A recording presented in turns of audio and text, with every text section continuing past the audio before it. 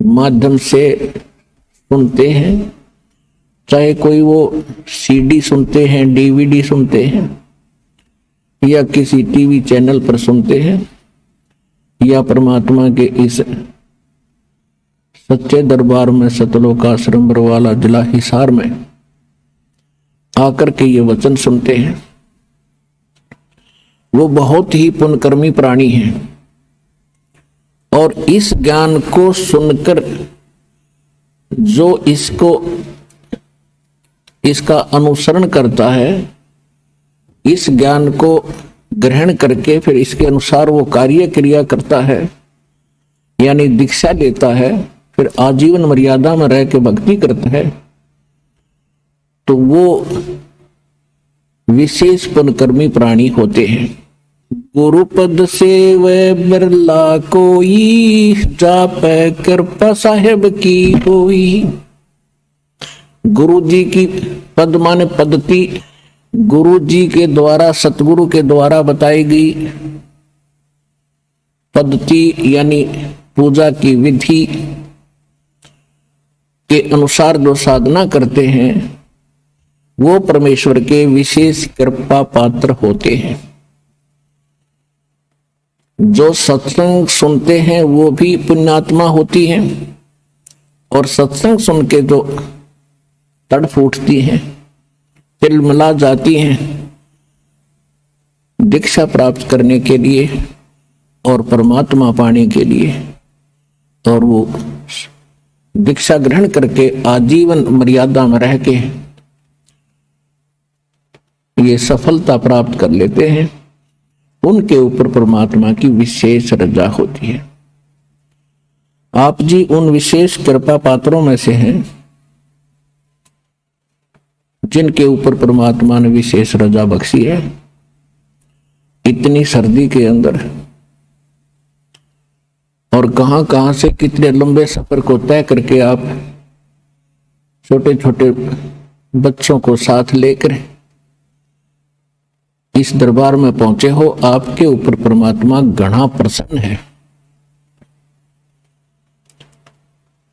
अपने आप ही आपको प्रेरणा करता है, आप ही आपकी व्यवस्था करते हैं। किसी के पास कोई भी चीज का अभाव है, धन नहीं है, वो व्यवस्था भी परमात्मा परमेश्वर कबीर जी कहीं ना कहीं से आपको वो व्यवस्था करते हैं और फिर प्रेरित करते हैं और फिर यहाँ लाते हैं, नाम दिलाते हैं। करे कराव ऐसाइयां मन में लहर उठा, दादू सज्जर जीव के वो आप बगल हो जा। सत्संग में आने से प्राणी को ये ज्ञान दिया जाता है, आत्मज्ञान, उसके साथ साथ परमात्म ज्ञान। आत्मज्ञान है कि आप कौन हो और मनुष्य जीवन आपको किस लिए प्राप्त हुआ है और इसका मूल उद्देश्य क्या है। और परमात्म ज्ञान है परमात्मा कैसा है, वो क्या लीला करता है, वो क्या सुख देता है और उस परमात्मा की प्राप्ति कैसे होती है, ये सत्संग होता है। तो सत्संग में सबसे पहले आत्म ज्ञान कराया जाता है और फिर उसके बाद परमात्म ज्ञान होता है। आत्म ज्ञान ये है कि आप असंख्य युगों से इस काल के जाल में भटक रहे हो, जन्म और मृत्यु की इस फांसी पर लटक रहे हो। जब तक आपकी जन्म और मृत्यु समाप्त नहीं होगी आप सुखी नहीं हो सकते, चाहे सारी पृथ्वी का राज्य भी आपको प्राप्त हो जाए। क्योंकि यहां वो सुख है ही नहीं 21 ब्रह्मांड में। जैसे नमक की बोरी में और बूरा का टेस्ट आ ही नहीं सकता, ये 21 ब्रह्मांड नमक की बोरी हैं, बूरा से मिलती जुलती हैं, सेम कलर है, सेम बोरी है, उनका आकार सेम है, लेकिन वो टेस्ट नहीं हो सकता जो बूरा में टेस्ट है। वो सतलोक के अंदर वो सुख है जिसकी खोज हम यहां कर रहे हैं, इस नमक के बोरे में। ये सपने में भी ना सोचना कि आप यहां सुखी हो सकते हो। इन व्यवस्थाओं को पाकर कोई निर्धन सोचता है धनवान हो जाऊं, घना सुखी हो जाऊंगा। धनवान स्वप्न में भी सुखी नहीं है। यहां पर आज किसी के पास मान लीजिए पूर्व संस्कार से कोई संपत्ति अच्छी है, अरबपति है, करोड़पति है, उसकी मृत्यु हो जाती है, फिर क्या है? वो गधापति है, फिर गधा बनकर घूम रहा होगा वहां कुर्डियों पर। तो ये आत्मज्ञान है। तीन लोक का राज जीव को जय कोई देवे, लाख बधाई क्या करे जो नहीं नाम से दे। तीन लोक का राज जीव को जय कोई दे, लाख बधाई क्या करे जो नहीं नाम से ने। कहने का भाव ये है, परमात्मा सूक्ष्म वेद में बताते हैं कि ठीक है, अपने संस्कार वश चाहे कोई गरीब है, अमीर है, ताकतवर है, बलवान है या निर्बल है, निर्धन है, परमात्मा की भक्ति सबको करनी होगी। और जिसके पास भक्ति नहीं है वो चाहे तीन लोक का भी पति बन जावे, स्वामी बन जावे, कहते हैं क्या बधाई दे रहे उसको, वो तो अंत में दुर्गति को प्राप्त होगा। और एक निर्धन कंगाल भक्ति कर रहा है और वो उस पूरी पृथ्वी और तीन लोक के स्वामी से भी ज्यादा महत्वपूर्ण है, ज्यादा वो कीमत का व्यक्ति है। परमात्मा कहते हैं राम रटत दारिद्र भलो, दारिद्र में निर्धन, नाम रटत निर्धन भलो, टूटी घर की छान, वो कंचन महल किस काम के, जहां भक्ति नहीं भगवान। परमात्मा समझाना चाहते हैं कि भक्ति करने वाला प्राणी भले ही कितना ही निर्धन हो और उसके घर की छान यानी छत भी टूटी हो झोपड़ी की, और जिसके सोने के महल हो भक्ति ठीक करता ना हो, तो उसके विषय में परमात्मा कहते हैं वो कंचन महल किस काम के, जहां भक्ति नहीं भगवान। परमात्मा कैसा है, कैसे मिलता है और वो कहां रहता है और कैसी लीला करता है, तो इतनी सी बात होती है सत्संग के अंदर। और इनका विस्तार बहुत ज्यादा बताना पड़ता है क्योंकि अज्ञान घना हो गया। वेद स्वयं बताते हैं कि परमात्मा स्वयं आते हैं सतलोक से चलकर और अपनी महिमा का ज्ञान और अपने पाने की विधि स्वयं ही बताते हैं, क्योंकि अध्यात्म मार्ग परमात्मा का होता है और परमात्मा ही बता सकता है। अन्य कोई किसी प्रकार से कोई साधना साधक करके अनुभव करने की चेष्टा करता है तो इनकम्प्लीट ही रहता है, क्योंकि यहाँ का भगवान जो है, जो यहाँ का स्वामी है, ये काल भगवान, ये नहीं चाहता कि यहाँ मेरे जाल में फंसे हुए प्राणियों को उस पूर्ण परमात्मा की जानकारी हो जाए और उसके पाने की विधि प्राप्त तो बिल्कुल नहीं होने देता, जिसके परिणाम स्वरूप आप देख रहे हो विश्व में कहीं पर भी सत साधना नहीं है, सत भक्ति नहीं है। इस सतलोक का सिर्फ बरवाला जिला हिसार ने छोड़ के पूरे विश्व में। अब प्रथम बार कोई व्यक्ति ये बात सुनता है तो वो उसके ये बात अच्छी सी नहीं लगती, उसके गले उतरे नहीं। और जिस समय ये प्रमाण देखोगे सदग्रंथों के अंदर गूढ़ रहस्यों को स्वयं आंखों से देखकर जानोगे, फिर आप सहर्ष स्वीकार करोगे कि सचमुच इस विश्व में सत भक्ति किसी के पास नहीं है, और सत साधना शास्त्र अनुकूल भक्ति के बिना जीव मुक्त नहीं हो सकता। अब जैसे किसी ने जंडी काटनी हो, एक पेड़ होता जंडी, और उसके काटने का तरीका क्या होता है, एक कुहाड़ा होता है, कुहाड़ी पन्नी लोहे से बनी हुई, और फिर आरी होती है लोहे के दांतों वाली। उसके स्थान पर यदि कोई काठ का हथौड़ा ले गए और उससे काटने का प्रयत्न करे तो कभी नहीं काट सकता। तो यथार्थ जो साधन है उस जंडी के काटने के, वही प्रयोग करोगे तो वह जंडी बहुत आसानी से कटेगी। ठीक इसी प्रकार ये जन्म मरण का रोग रूपी जंडी हमारा जामेगी, इसको काटने के लिए वो शास्त्र अनुकूल साधना का प्रयोग करना पड़ेगा, और जो इस दास के अतिरिक्त विश्व में किसी के पास नहीं है वर्तमान।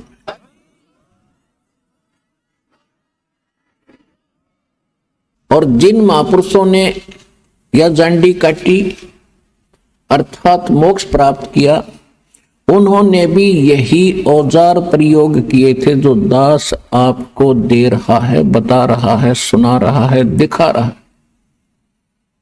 और इस तरह जंडी कटेगी, इसी से ये मोक्ष होगा। आज आपको बताएंगे कि परमात्मा कैसे मिले, परमात्मा प्राप्ति कैसे होगी। उसके लिए आपको प्रमाण भी देंगे और साथ में सत्संग भी सुनाएंगे। किस पुण्यात्मा को मोक्ष प्राप्त हुआ, उन्होंने कौन सी साधना की, और उनका हमारे सदग्रंथों में भी कहीं प्रमाण है कि नहीं। हमारे सदग्रंथों में प्रमाण मिल जावे, वो होगी शास्त्र अनुकूल साधना, और उसी साधना को उन महापुरुषों ने किया हो जिनको मोक्ष प्राप्त हुआ, तो शंका का कति नाश हो जाता है। फिर बिल्कुल निसंशय होकर के ये जीव भक्ति कर सकता है।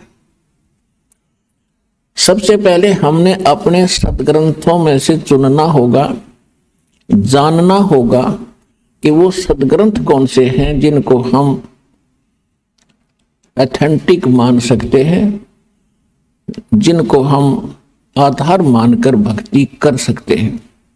वो प्रमाणित सदग्रंथ कौन कौन से हैं उनकी जानकारी पहले देते हैं। एक नंबर पे जो ज्ञान है, जो सदग्रंथ है, वो सूक्ष्म वेद है। सूक्ष्म वेद जिसको तत्व ज्ञान भी कहते हैं। श्रीमद् भगवत गीता अध्याय नंबर 4 के श्लोक नंबर 32 में कहा कि अर्जुन, जो अभी मैंने इसी चौथे अध्याय के 25 से लेकर 30 मंत्र तक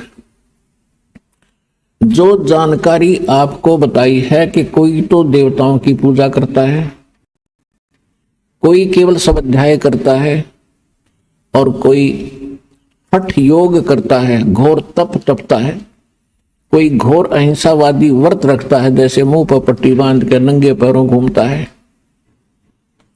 और कोई केवल योग अभ्यास ही करता है। और सभी के सभी अपनी इस साधना को पाप नाशक जानते हैं। पाप नाशक यानी मोक्षदायक। पाप नष्ट होंगे तभी हम मुक्ति पा सकते हैं, कर्मों के बंधन से हम यहां जकड़े पड़े हैं।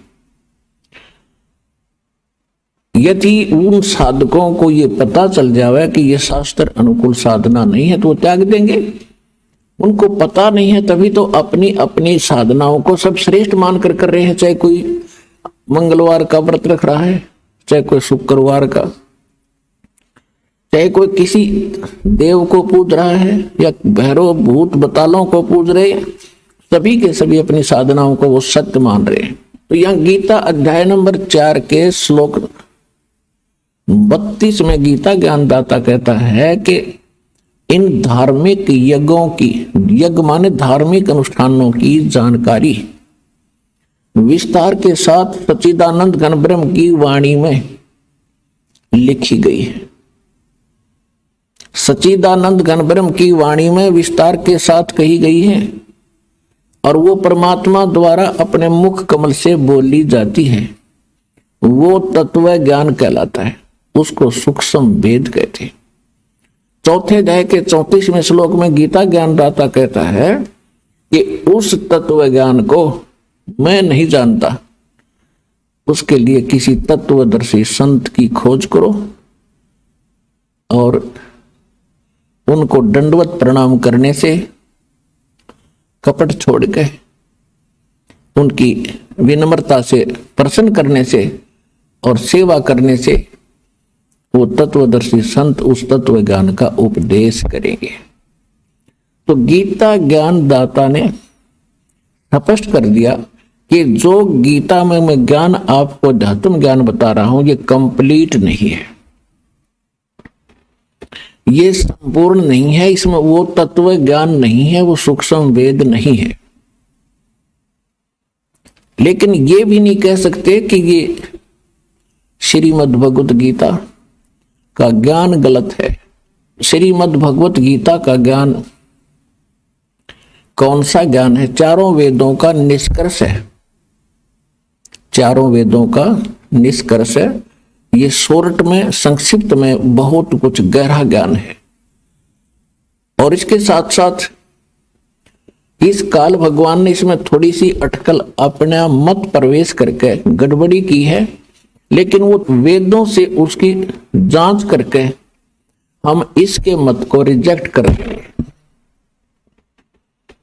उदाहरण के तौर पर गीता ज्ञानदाता गीता अध्याय नंबर 3 के श्लोक नंबर 6, 7, 8 और 9 में ये कहता है कि अर्जुन, यदि तू कर्म सन्यासी हो गया, काम छोड़ के और एक स्थान पर बैठ के हठ योग करेगा, तो तेरा निर्वाह कैसे होगा? यानी कर्म सन्यासी मत बन, कर्म योगी बन, यानी काम करते करते भक्ति कर। ये तो है वेद ज्ञान। फिर इसने 6ठे अध्याय के 10 से लेकर 15 तक अपना मत बताया है। 10 से लेकर 15 तक अपना मत बताया है कि एकांत स्थान पर बैठ जा, नीचे थोड़ा सा घास फूस बिछा, उसके ऊपर मृगशाला बिछा, ना ज्यादा आसन ऊंचा हो ना नीचा हो, अपने नाक के अग्र भाग पर देखता रहे, ऐसे साधना कर। तो ये किसी वेद में नहीं, ना किसी उस तत्व ज्ञान में, क्योंकि ये उसका खंडन है जो 3रे अध्याय के 6, 7, 8 के अंदर ये कह रहा है कि अर्जुन, तू यदि हट करके बैठ गया, तेरा निर्वाह कैसे होगा, गुजारा कैसे चलेगा?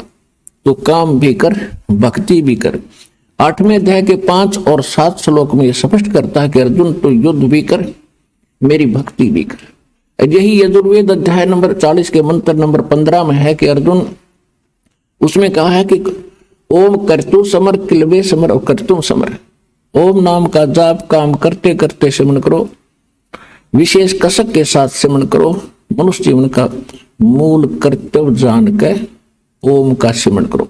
ये तो है ओम यानी ब्रह्म तक की साधना का वर्णन है उसके अंदर वेदों और गीता। और यही गीता अध्याय नंबर 8 के श्लोक नंबर 13 में कहा है कि ओम इति एकाक्षरम ब्रह्म विवरण माम अनुसमरण ये परियाति तजन देहम सयाति परमाम गति। मुझ ब्रह्म का केवल एक ओम मंत्र है और उच्चारण करके सिमरण करता हुआ जो इस शरीर त्याग कर जाता है, यानी अंतिम सांस तक भक्ति करता हुआ प्राण छोड़ता है, वो ओम से मिलने वाली परम गति उसको प्राप्त होता है। ओम से मिलने वाली परम गति कौन सी है? ब्रह्मलोक प्राप्ति होती है, क्योंकि ब्रह्म का मंत्र है। 8वें अध्याय के 16वें श्लोक में स्पष्ट किया है कि ब्रह्मलोक में गए हुए प्राणी भी जन्म मृत्यु में ही रहते हैं, पुनरावृत्ति के अंदर। तो प्रसंग चल रहा है, यही सूक्ष्म वेद में बताया है, नाम उठत नाम बैठत नाम सोवत जागवे, नाम खाते नाम पीते नाम से ती लागवे। यानी वेद वही बताते हैं, सूक्ष्म वेद तत्व ज्ञान गॉड गिवन स्पिरिचुअल जो परमात्मा ने स्वयं आकर बोला है, वो भी यही कहता है कि काम करते करते सिमरन करो। तो ये मत है, वेद में यही है, सूक्ष्म वेद में यही है, यजुर्वेद में यही है। और जहां गीता वेदों का निष्कर्ष है, गीता जी में भी जहां वेद ज्ञान इसने दिया वो बिल्कुल सही है कि युद्ध भी कर मेरा सिमरन भी कर, ये बिल्कुल सही है। तीसरे अध्याय के 6 से लेकर 9 तक इसने सही कहा है कि एक स्थान पर बैठ कर तू हठ योग करता रहा, तेरा पेट गुजारा कैसे चलेगा। तो ये ज्ञान वेद गीता और सूक्ष्म वेद से मिलता है, ये बिल्कुल सही है। जो इसने 6ठे अध्याय के 10 से लेकर 15 तक अपना मत प्रोड्यूस किया है वो रिजेक्टेड है, वो नहीं मानने का। तो इस प्रकार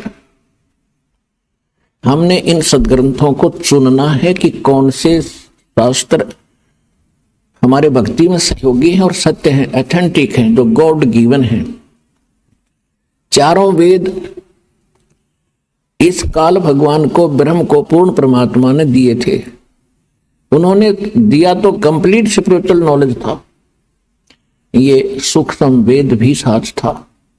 लेकिन इस बेईमान ने ऐसी गलती करी, जब इस परमात्मा ने वहां से अपने से इसके शरीर के अंदर वो पूरा कंप्लीट स्पिरिचुअल नॉलेज इसकी आत्मा में फैक्स कर दिया पूर्ण परमात्मा ने सतलोक से, और उसका निर्धारित समय बना दिया कि इसके बाद ये बाहर आवेगा। जैसे बच्चा गर्भ में होता है, उसके बाद उसका निर्धारित समय है कि 10वें महीने वो मां के गर्भ से बाहर आएगा ही आएगा। तो वो इसके बस का भी नहीं था। तब तक यह सृष्टि चालू हो ली थी। ब्रह्मा विष्णु महेश के जन्म हो चुके थे, दोनों तीनों के। उस समय इसके श्वासों के द्वारा, ज्योत निरंजन के श्वासों के द्वारा वो कंप्लीट स्पिरिचुअल नॉलेज बाहर आया। इसने फटाफट उठाकर देखा और पढ़ा। इसने क्या देखा कि इसमें तो उस परमात्मा का बहुत गूढ़ रहस्य है, तो उस पोर्शन का इसने जल्दी जल्दी में नाश कर दिया, खत्म कर दिया। और परमात्मा के डर से इसने कुछ ऐसा अंश रख लिया जिसमें इसके सतर की भक्ति थी और महिमा पूर्ण परमात्मा की थी। तो वो चारों वेद हैं। ब्रह्मा विष्णु शिव जी ने फिर जब ये सागर मंथन किया प्रथम बार, तो काल ने उनको समुद्र में छुपा दिया। चारों वेद ऐसे जैसे दूध को जमा करके रड़कते हैं, बिलोते हैं तो मक्खन अपने आप ऊपर आ जाता है, फिर वो लस्सी में मिलता नहीं, 100 प्रयत्न कर ले। इसी प्रकार वो चारों वेद यानी अपने आप, ये एक ही वेद था, फिर 4 भागों में बाद में बांटा गया। वो कंप्लीट ग्रंथ न्यू का न्यू ऊपर आ गया एक सुंदर कमल के फूल पे। और ब्रह्मा जी इसको उठाकर लाए और ब्रह्म इस काल ने दुर्गा को संदेशा भेज दिया कि ब्रह्मा पढ़े इसको। ब्रह्मा ने जैसा ज्ञान समझा वेदों का, उस आधार से इसने आगे अपने अनुयायी पंडितों को, ब्राह्मणों को, अपने बच्चों को, अपने वंशजों को वेदों वाला ज्ञान बताना चाहा, जैसा इसने वेदों को समझा। और जैसा ब्रह्मा जी ने वेदों को जाना, वही आज हमारे ब्राह्मण गुरुओं के पास है। अब हम उस विषय पर आते हैं कि ये चारों वेद गॉड गिवन है, कंप्लीट गॉड गिवन, पूर्ण परमात्मा द्वारा दिए गए। इसने जो निकाल दिया वो अलग बात है, जो शेष वेद हैं वो परमात्मा के दिए हुए हैं। तो ये चारों वेद, ऋग्वेद, यजुर्वेद, सामवेद और अथर्ववेद, अथर्ववेद तो इसने बहुत बाद में दिया है अपने पुत्र को, पहले ये 3 वेद दिए थे, उसमें से भी कुछ पोर्शन अलग से रख लिया था। तो कहने का भाव ये है कि ये चारों वेद गॉड गिवन है, और श्रीमद् भगवत गीता के अंदर इसने वेद ज्ञान दिया है, बोला है श्री कृष्ण जी में प्रवेश करके। तो जो वेदों से मेल खाता है श्रीमद् भगवत गीता का ज्ञान, वो सही है, और वही सूक्ष्म वेद से भी यदि मेल खाता है तो सही है। और जो इनसे मेल नहीं खाता है, गीता में जो इसका अपना ज्ञान है वो इसके घर का है, वो हमने नहीं मानना है। दूसरा उदाहरण ये है कि गीता अध्याय नंबर 2 के श्लोक नंबर 37 और 38 में, अब 37 में तो कहता है कि अर्जुन तेरे दोनों हाथों में लड्डू हैं, यदि तू युद्ध में मारा गया तो स्वर्ग प्राप्ति होगी, और यदि विजयी हुआ तो पृथ्वी का राज भोगेगा। और फिर क्या कहता है कि युद्ध कर अर्जुन, किसी लाभ हानि को छोड़ भूल के, और निष्काम भाव से युद्ध करे। कोई बात हुई? पहले तो ये कह रहा है कि तेरे दोनों हाथों में लड्डू, मर गया तो स्वर्ग में जाओगा, जीत गया तो राज भोगेगा। अब लालच तो आप बता रहे हैं, और फिर नुका सब लालच छोड़ कर युद्ध कर। ये इसका डुप्लीकेट ज्ञान है, इस काल का दिया हुआ युद्ध कराने के लिए बकवाद है यार। देखिएगा, अब देखिएगा श्रीमद् भगवत गीता, ये है श्रीमद् भगवत गीता, गीता प्रेस गोरखपुर से प्रकाशित है।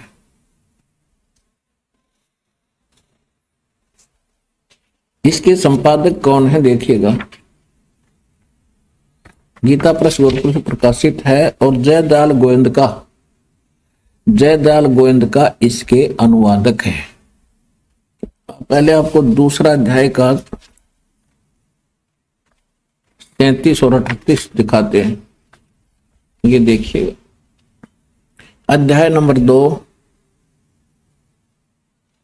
और श्लोक नंबर 37। या तो तू युद्ध में मारा जाकर स्वर्ग को प्राप्त होगा, अथवा संग्राम में जीतकर पृथ्वी का राज भोगेगा।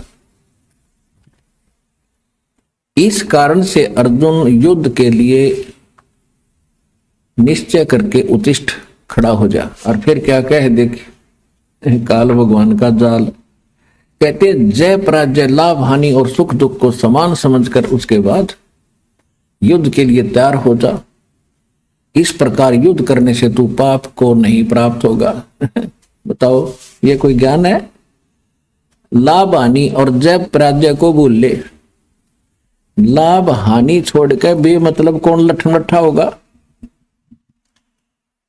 इसका अर्थ तो ये हो गया कि किसी का शर्म मारा लठ, अन्यों कहते मैं तो बगैर लाभ हानि के और निष्काम भाव से लड़ रहा हूं तेरे साथ में, आ जा।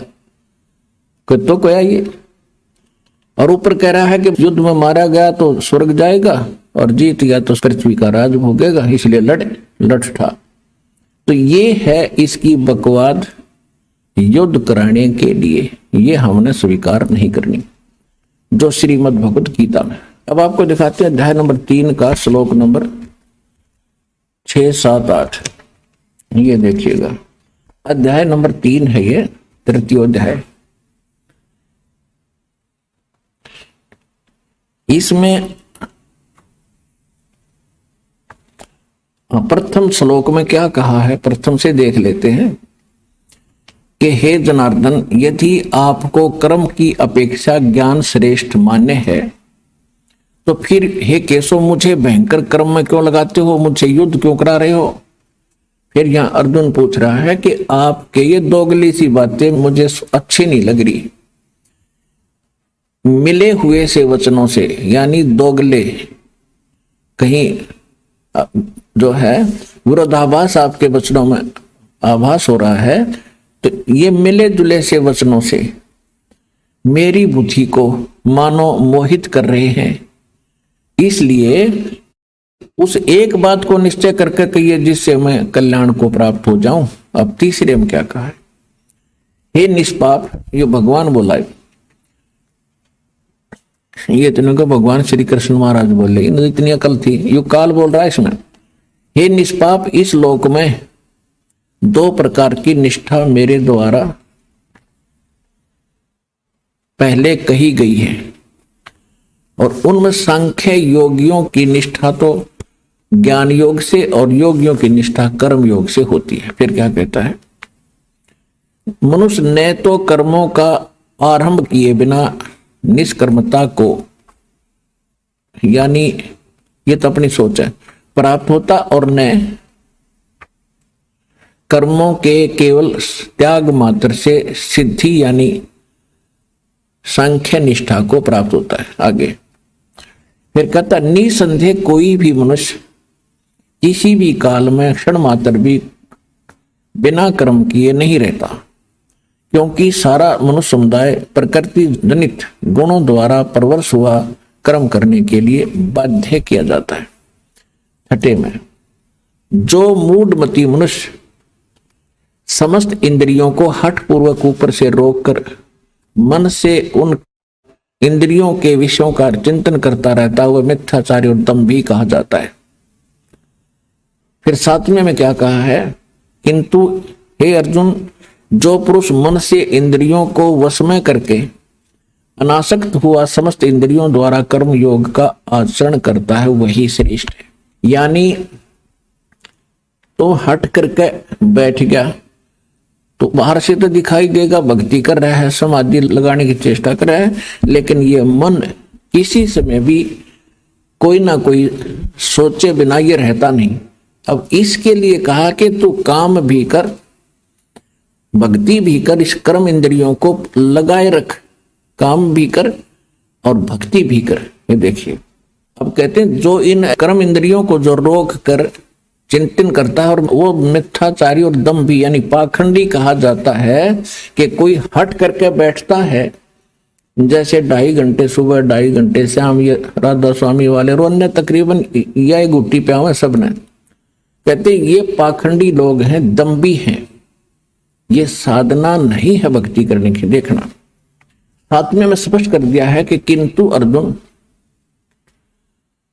जो पुरुष मन से इंद्रियों को वश में करके और अनासक्त हुआ समस्त इंद्रियों द्वारा कर्म योग का आचरण करता है, वही श्रेष्ठ है। यानी कर्म योग माने काम भी करता है और भक्ति भी करता है, वो श्रेष्ठ है। आगे देखो, अब तीसरे अध्याय के 8वें श्लोक में क्या कहा है, 8वें श्लोक में, तू शास्त्र विहित कर्तव्य कर्म कर।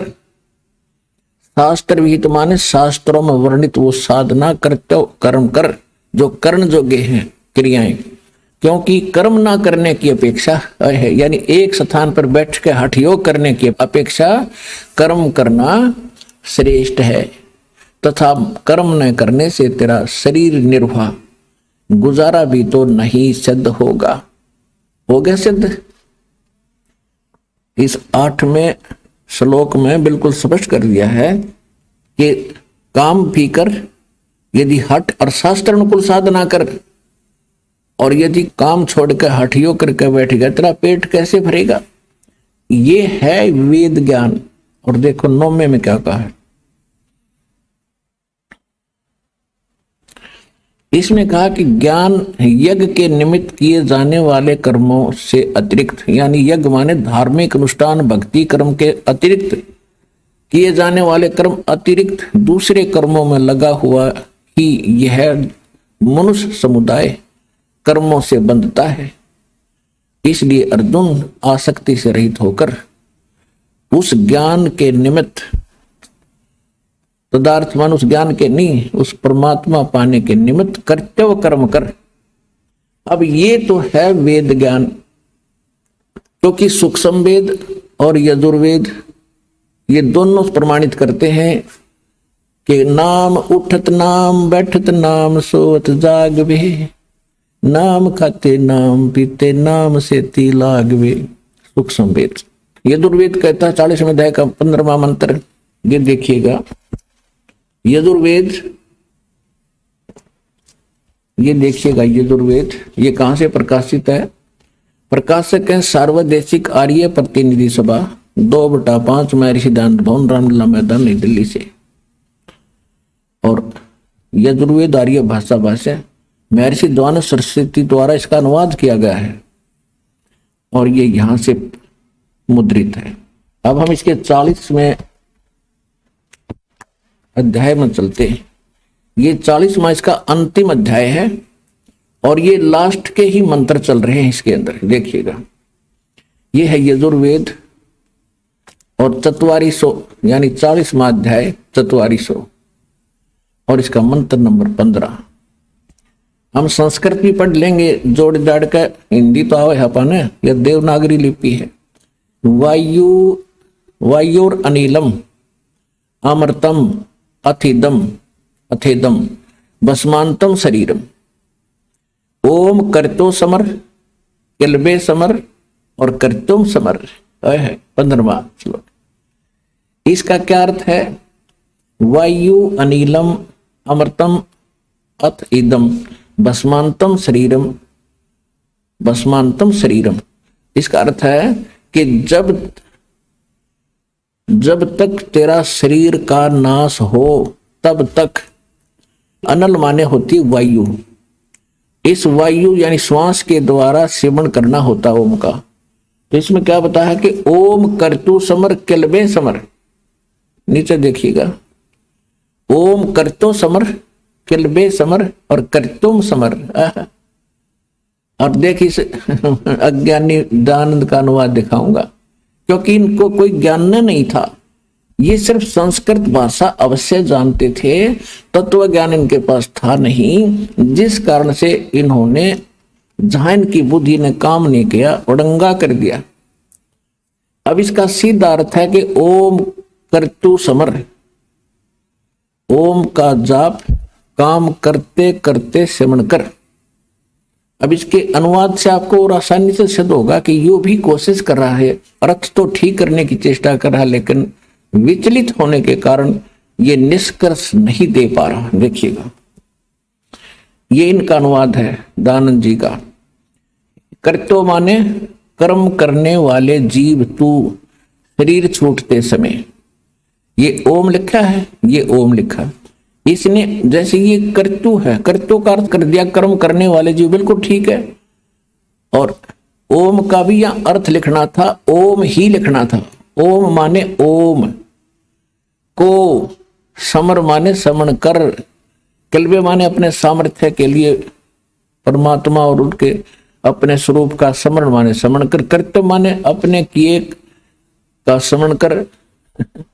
वायु माने धनजादि वायु, अनल माने कारण रूप वायु को, कारण रूप वायु, अमृतम अविनाशी कारण को धारण करता अथ इसके अनंतर इदम इस शरीर शरीरम नष्ट होने वाला सुखादि का आश्रय शरीर, भस्मांतम अंत में भस्म होने वाला है। तो ऐसा जान। कोई अर्थ है इसका? कोई सिर पैर है इसके अर्थ का? इसका सीधा सा अर्थ है करतो माने काम करने वाले। यहां लिखा है ओम करतो समर, काम करते करते समण कर। और किलबे माने किलबलाहट, एक विशेष कसक के साथ तड़फ के साथ नाम का जाप करे। और कर्तव्य माने अपने मूल मनुष्य जीवन का मूल कर्तव्य जानकर ओम का जाप करे। तो इसको अंतिम सांस तक, शरीर छूटते तक, जब तेरा शरीर नाश हो तब तक इसका सेवन कर। तो ये वेद ज्ञान है। और गीता अध्याय नंबर 8 के श्लोक नंबर 13 में कहा है, ये देखिएगा, श्रीमद् भगवत गीता उठा ली हमने, पवित्र वेद रख दिए। अब इसके 8वें अध्याय का 13वां श्लोक आपको दिखाते हैं। ये देखिएगा, अध्याय नंबर 8 का श्रीमद् भगवत गीता और श्लोक नंबर 13। हम संस्कृत पढ़ेंगे। परमात्मा ने इस योग्य कर दिए। ओम इति एकाक्षरम ब्रह्म व्यवहारन माम अनुसमरण ये प्रयाति तजंदेहम सयाति परमाम गतिम। इनका अनुवाद यहां से शुरू होता है। इन्होंने दोनों का इकट्ठा कर दिया, 12 और 13 का, बल्कि अलग अलग होना चाहिए था। यहां से शुरू होता, जो पुरुष ओम माने ओम, ओम माने ओम। इस एक अक्षर रूप इति एकाक्षरम अक्षर रूप ब्रह्म को उच्चारण करता हुआ उसके अर्थ स्वरूप मां मुझ निर्गुण ब्रह्म का चिंतन करता हुआ शरीर को त्याग कर जाता है, वह पुरुष परम गति को प्राप्त होता है। यह अनुवाद इन्होंने ठीक नहीं करना है, पर थोड़ा बहुत मिला दिया, मिलता जुलता सा है। देखिएगा, अब देखिएगा, हम अपने हिसाब से करेंगे इसको। अब 13वां मंत्र है 8वें अध्याय का 13वां श्लोक। ओम माने ओम, इति माने यह एकाक्षरम। ओम इति यानी यह, केवल यही। एकाक्षरम माने एक अक्षर, ओम यही। ब्रह्म व्यवहारण माम अनुसमरण, माम ब्रह्म मुझ ब्रह्म का उच्चारण करके सिमरण करता हुआ यह प्रियाति तजनदेहम, जो शरीर त्याग कर जाता है, सयाति परमाम गति, वह परम गति यानी ओम के जाप से मिलने वाली परम गति को प्राप्त होता है। जो शरीर त्यागते समय तक भस्मांतम शरीरम, यजुर्वेद अध्याय नंबर 40 के श्लोक नंबर 15 वाला ये जो का जो है, यही परमात्मा की सूक्ष्म वेद में है। राम नाम रटते रहो, राम नाम रटते रहो, जब तक घट में प्राणे, कभू तो दीन दयाल के भनक पड़ेगी कान। यानी अंतिम सांस तक राम का नाम जपते रहो। अब कौन से राम का? गीता अध्याय नंबर 18 के श्लोक 62 में, गीता अध्याय नंबर 15 के श्लोक 4 में गीता ज्ञानदाता कहता है कि अर्जुन तू सर्वभाव से उस परमेश्वर की शरण में जा, उसकी कृपा से तू परम शांति को और शाश्वतम स्थानम यानी उस अमर लोक को प्राप्त होगा। 15वें अध्याय के 4थे श्लोक में कहा कि तत्वदर्शी संत मिलने के उपरांत उस तत्व ज्ञान रूपी इस शस्त्र से अज्ञान रूपी इस अंधकार में इस गुत्थी को काट के उसके पश्चात परमेश्वर के उस परम पद की खोज करनी चाहिए, जहां जाने के बाद साधक फिर लौटकर संसार में कभी नहीं आते। और केवल उसी परमात्मा की भक्ति करो जिसने सारे संसार की संसार रूपी वृक्ष की रचना की है। अपनी भी साधना करने को नहीं कह रहा। यदि तूने उस स्थान को पाना है,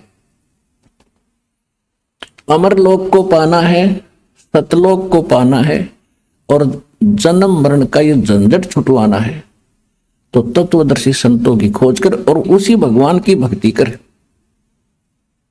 जो गीता ज्ञान दाता से अन्य है।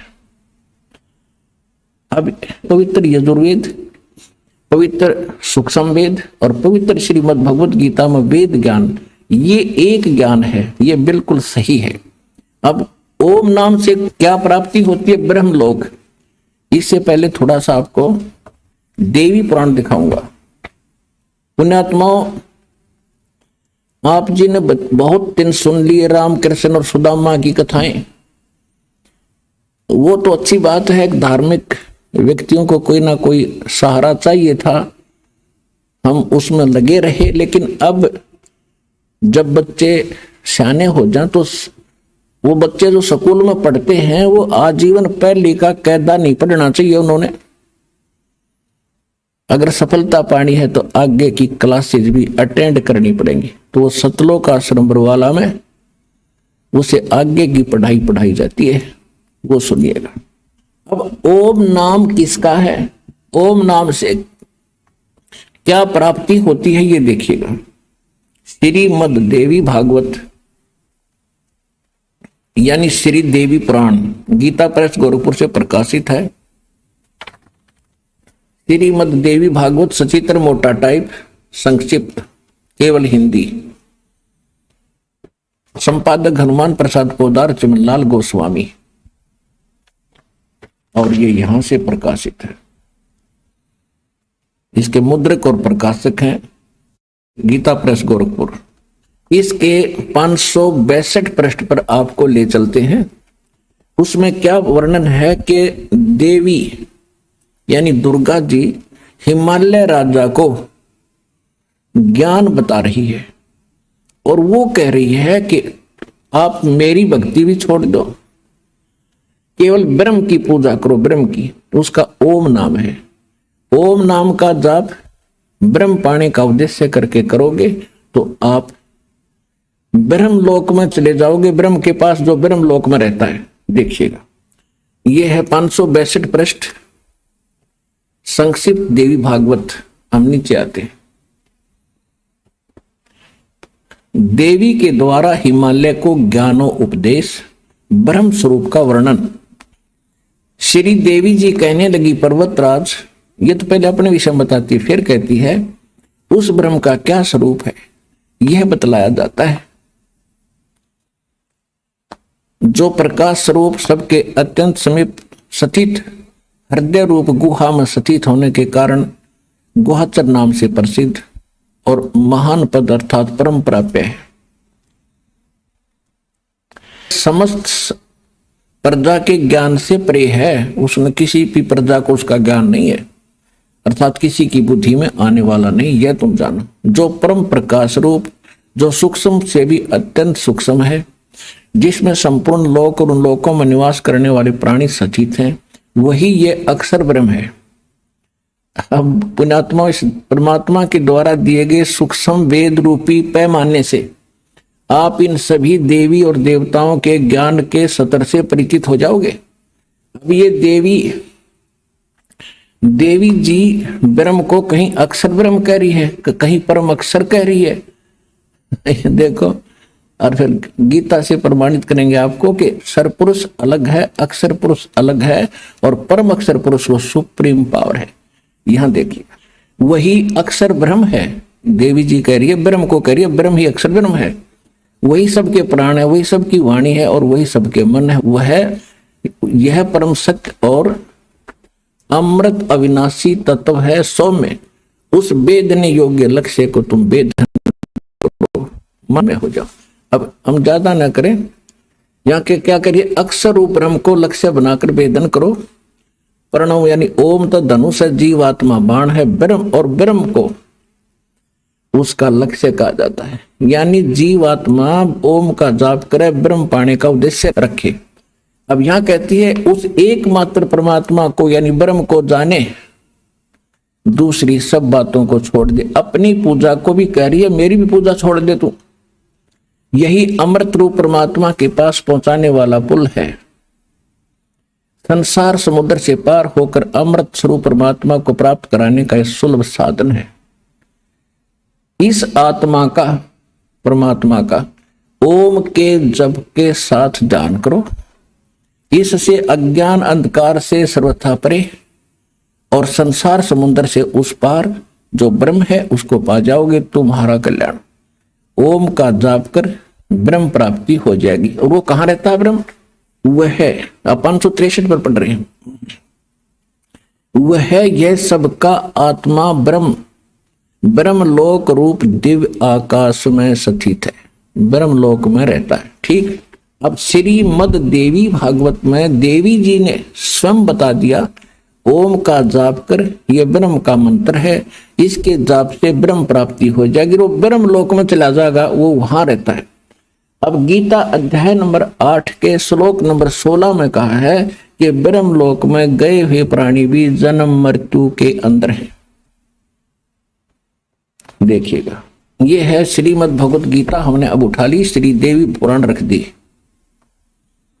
ये 8वां अध्याय,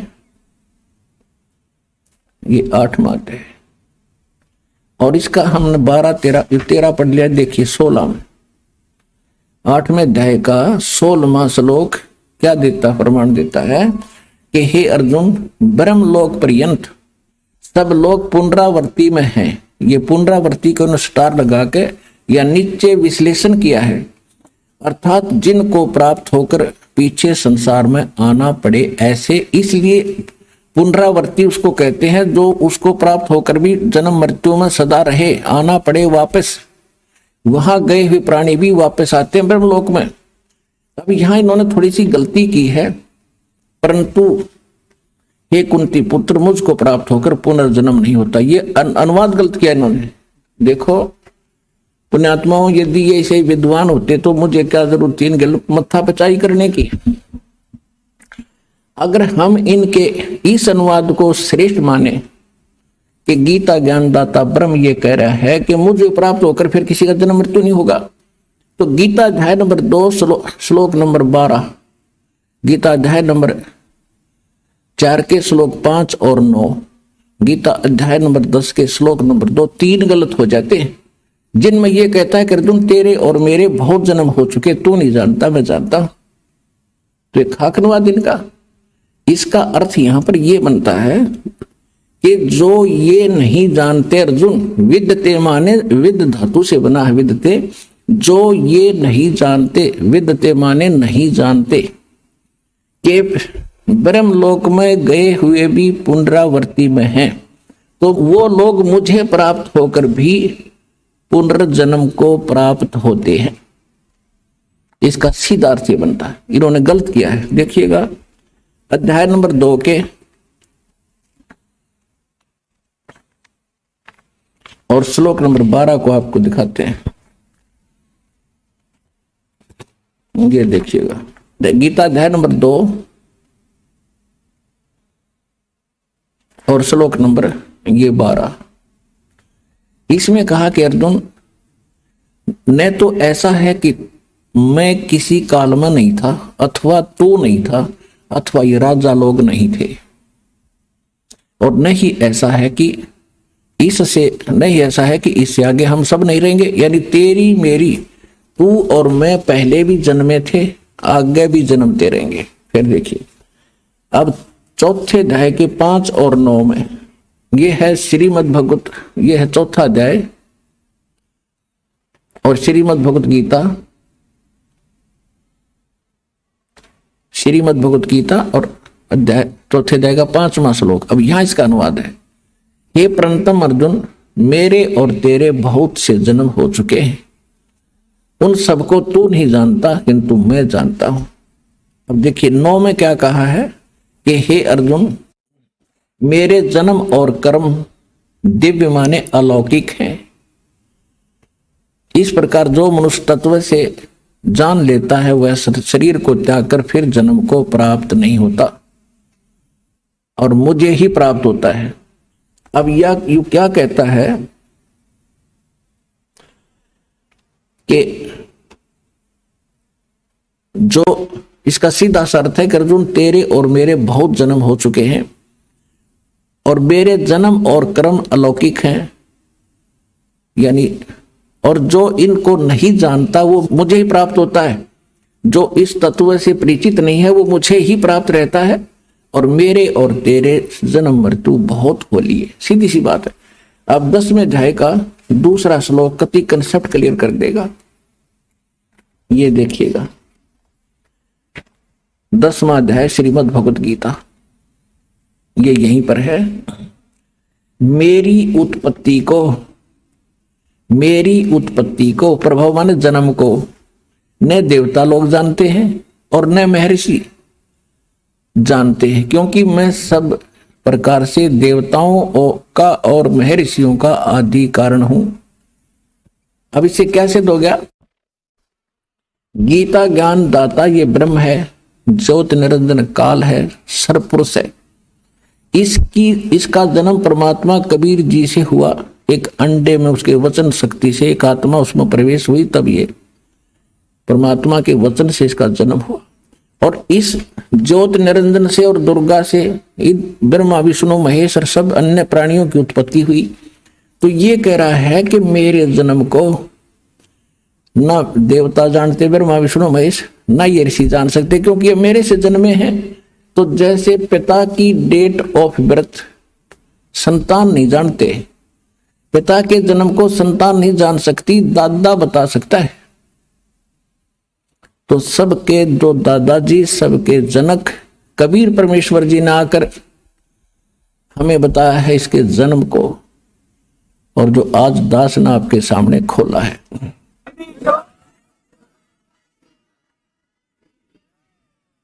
तो इससे सिद्ध हो गया कि गीता ज्ञान दाता का जन्म हुआ है और मृत्यु ये स्वीकार कर ही रहा है।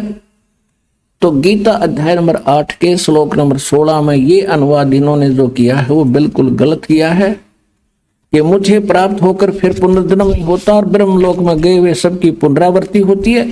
तो देवी भागवत में गीता पुराण तो उस देवी ने स्पष्ट कर ही दिया है कि ओम नाम का जाप कर ब्रह्म पाने का उद्देश्य रख, उसको पा जाओगे, तुम्हारा कल्याण हो, और वो ब्रह्मलोक में रहता है। बस तो ब्रह्म का जाप ओम मंत्र है, ब्रह्मलोक प्राप्ति है। गीता अध्याय नंबर 8 के श्लोक नंबर 16 ने स्पष्ट भी कर दिया है। देखिए गीता अध्याय नंबर 8 के श्लोक नंबर 16 में ये स्पष्ट हो गया है कि ब्रह्मलोक पर्यंत, ब्रह्मलोक तक गए हुए सब लोग पुनरावृत्ति में हैं, उनकी जन्म मृत्यु होती है। पुनरावृत्ति माने जिनको प्राप्त होकर पीछे संसार में आना पड़े, ऐसे उनको पुनरावृत्ति कहा है। यहां का है ना, परंतु हे कौंती पुत्र मुझको प्राप्त होकर पुनर्जन्म नहीं होता, ये गलत है। इसको देखिएगा, ये 16वां श्लोक संस्कृत देखें। आप ब्रह्म भुवनाथ ब्रह्मलोक पर्यंत, लोका यानी सभी लोक, उसमें गए हुए पुनरावृत्ति न, वहां गए हुए सभी लोकों में, ब्रह्मलोक तक जितने लोक हैं सब में पुनरावृत्ति होती है। वहां गए हुए प्राणियों का जन्म मृत्यु होता है। अर्जुन माम उपेते तु कौनते पुनर्जन्म न विदते, इसका अर्थ है न विदते, जो ये नहीं जानते कि ब्रह्मलोक तक गए हुए सभी प्राणी पुनरावृत्ति में है, उस जो ये नहीं जानते। अर्जुन माम उपेते, मुझे प्राप्त, तू माने मुझे प्राप्त होकर भी कौनते पुनर्जन्म, उनका पुनर्जन्म होता है। ये इसका यथार्थ अनुवाद है। इनके अनुवाद को यदि माने कि मुझे प्राप्त होकर पुनर्जन्म नहीं होते, तो ये 3 गीता जी के 3 श्लोक रिजेक्ट हो जाते हैं। वो सही है, ये गलत है, क्योंकि उनमें यह स्वीकार करता है कि मेरी जन्म मृत्यु होती है, तू नहीं जानता, और तेरे भी होते हैं। तो अब हम आते हैं, ये स्पष्ट हो गया कि जो ज्ञान हमारा सूक्ष्म वेद, इन सबका एक सबको जांचने का पैमाना है सूक्ष्म वेद, और सूक्ष्म वेद आज तक कोई जाना नहीं इस दास के अतिरिक्त या उन महापुरुषों के अतिरिक्त जिनको भगवान सीधे मिले थे, जिनके शुभ नाम दास बहुत बार आपको गिनाता है। कौन कौन? आदरणीय धर्मदास साहिब जी बांधवगढ़ वाले, आदरणीय मुल्कदास साहिब जी, आदरणीय नानक साहिब जी सिख धर्म के प्रवर्तक जो माने जाते, आदरणीय दादू साहिब जी, आदरणीय गरीबदास साहिब जी गांव छुड़ानी जिला झज्जर हरियाणा वाले, आदरणीय घीसा दास जी साहिब जी गांव खेखड़ा जिला बागपत उत्तर प्रदेश वाले, आदरणीय स्वामी रामानंद जी काशी वाले। इन महापुरुषों को परमात्मा सीधे मिले थे, उनको छोड़कर, और उसके बाद इस दास के अतिरिक्त इन गूढ़ रहस्यों को जानने वाला इस पृथ्वी पर नहीं था। और उनको हिदायत थी कि अभी इनको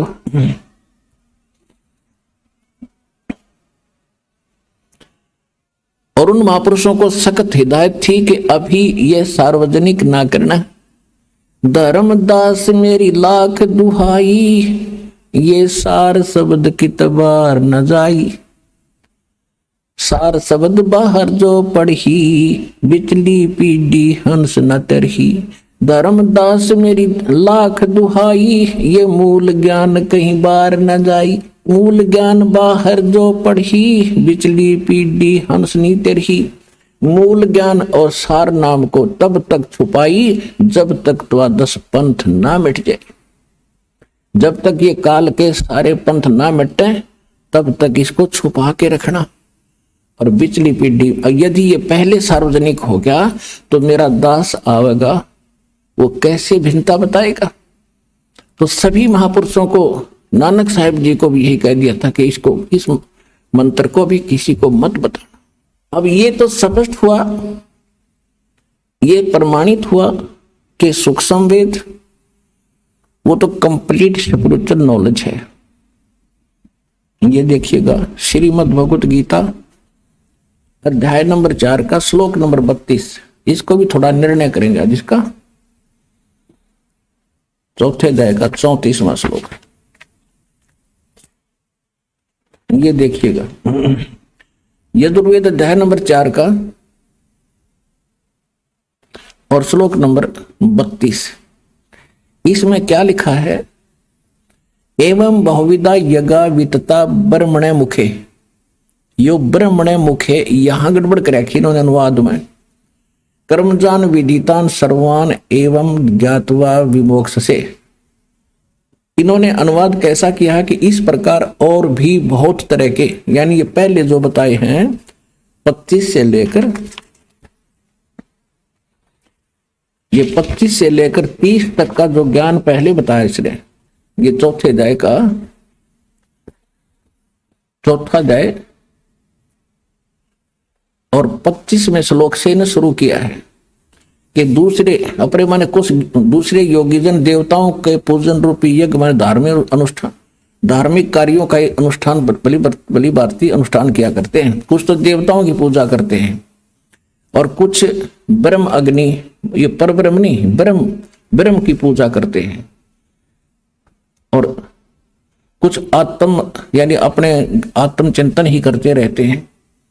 और कुछ कान आदि इंद्रियों को रोक राख के संयम करके हठ योग करते हैं। कुछ हवन किया करते हैं। कुछ वैसे ही का सब शरीर में शब्द सुनते रहते हैं। और 27 में फिर कहा है कि दूसरे योगी जन इंद्रियों की संपूर्ण क्रियाओं को और प्राणों की समस्त क्रियाओं को ज्ञान से प्रकाशित आत्म संयम योग में अग्नि में हवन किया करते हैं। यानी कुछ ऐसे कहते हैं कि बस आंख बंद करके बैठ जा और सांस बाहर आओ उस पर ध्यान रख, अंदर जाओ उस पर ध्यान रख। ये उनकी साधना है। सांस पर ना ध्यान करेगा तब विवाद आ रहा है। सांस को तो सिमरण करना है उस मंत्र के साथ।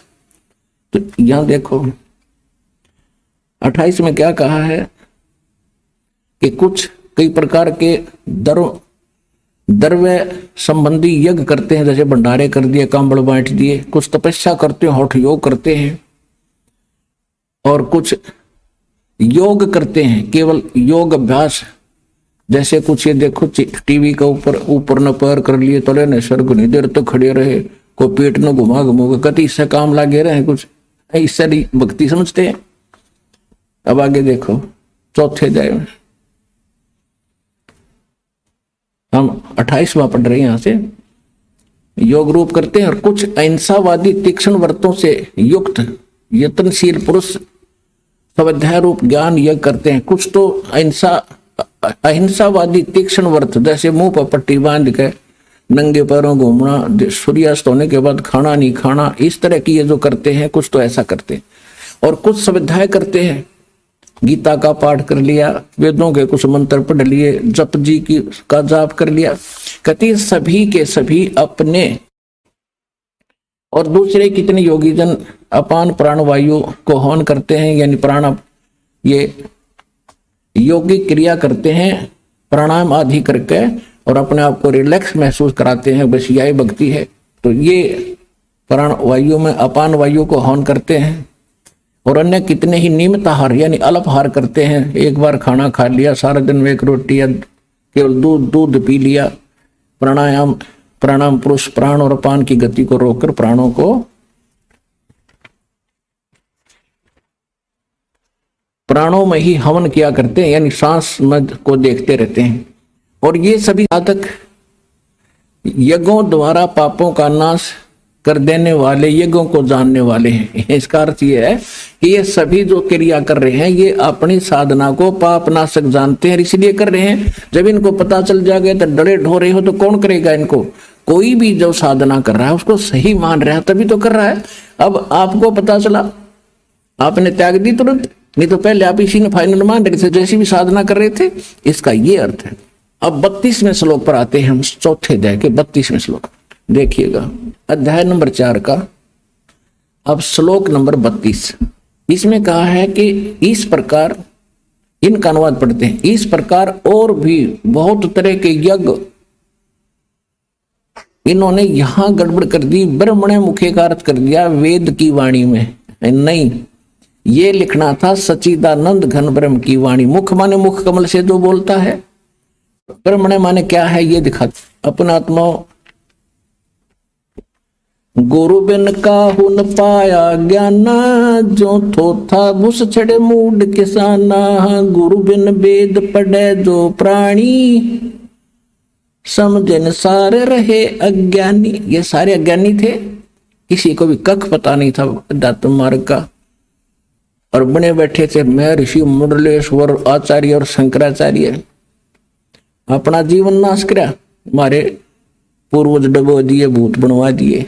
अब ये दास बताएगा आपको ज्ञान। देखिएगा अध्याय नंबर 17 श्रीमद् भगवत गीता और 23वें श्लोक में ओए होए, ओम तत् सत इति निर्देश है ब्रह्मणे तिर्विधय समर्थ तिर्विधय ब्राह्मणा तेन वेदा च यज्ञा च विहिता पुरा।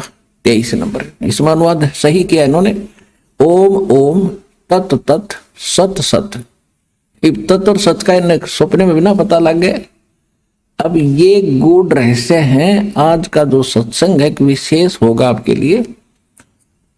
ये ओम तत् सत ये 3 मंत्र हैं, किसके ये देखिएगा इन्हीं के शब्दों में। ऐसे ये त्रिविधय 3 प्रकार का ब्रह्मण माने सच्चिदानंद घन ब्रह्म का नाम कहा है। तो ब्रह्मण माने सच्चिदानंद घन ब्रह्म, यानी परम अक्षर ब्रह्म, सच्चिदानंद घन ब्रह्म। ब्रह्मण माने सच्चिदानंद घन ब्रह्म। अब देखिए, यानी गीता ज्ञान दाता से अन्य वो परम अक्षर ब्रह्म है।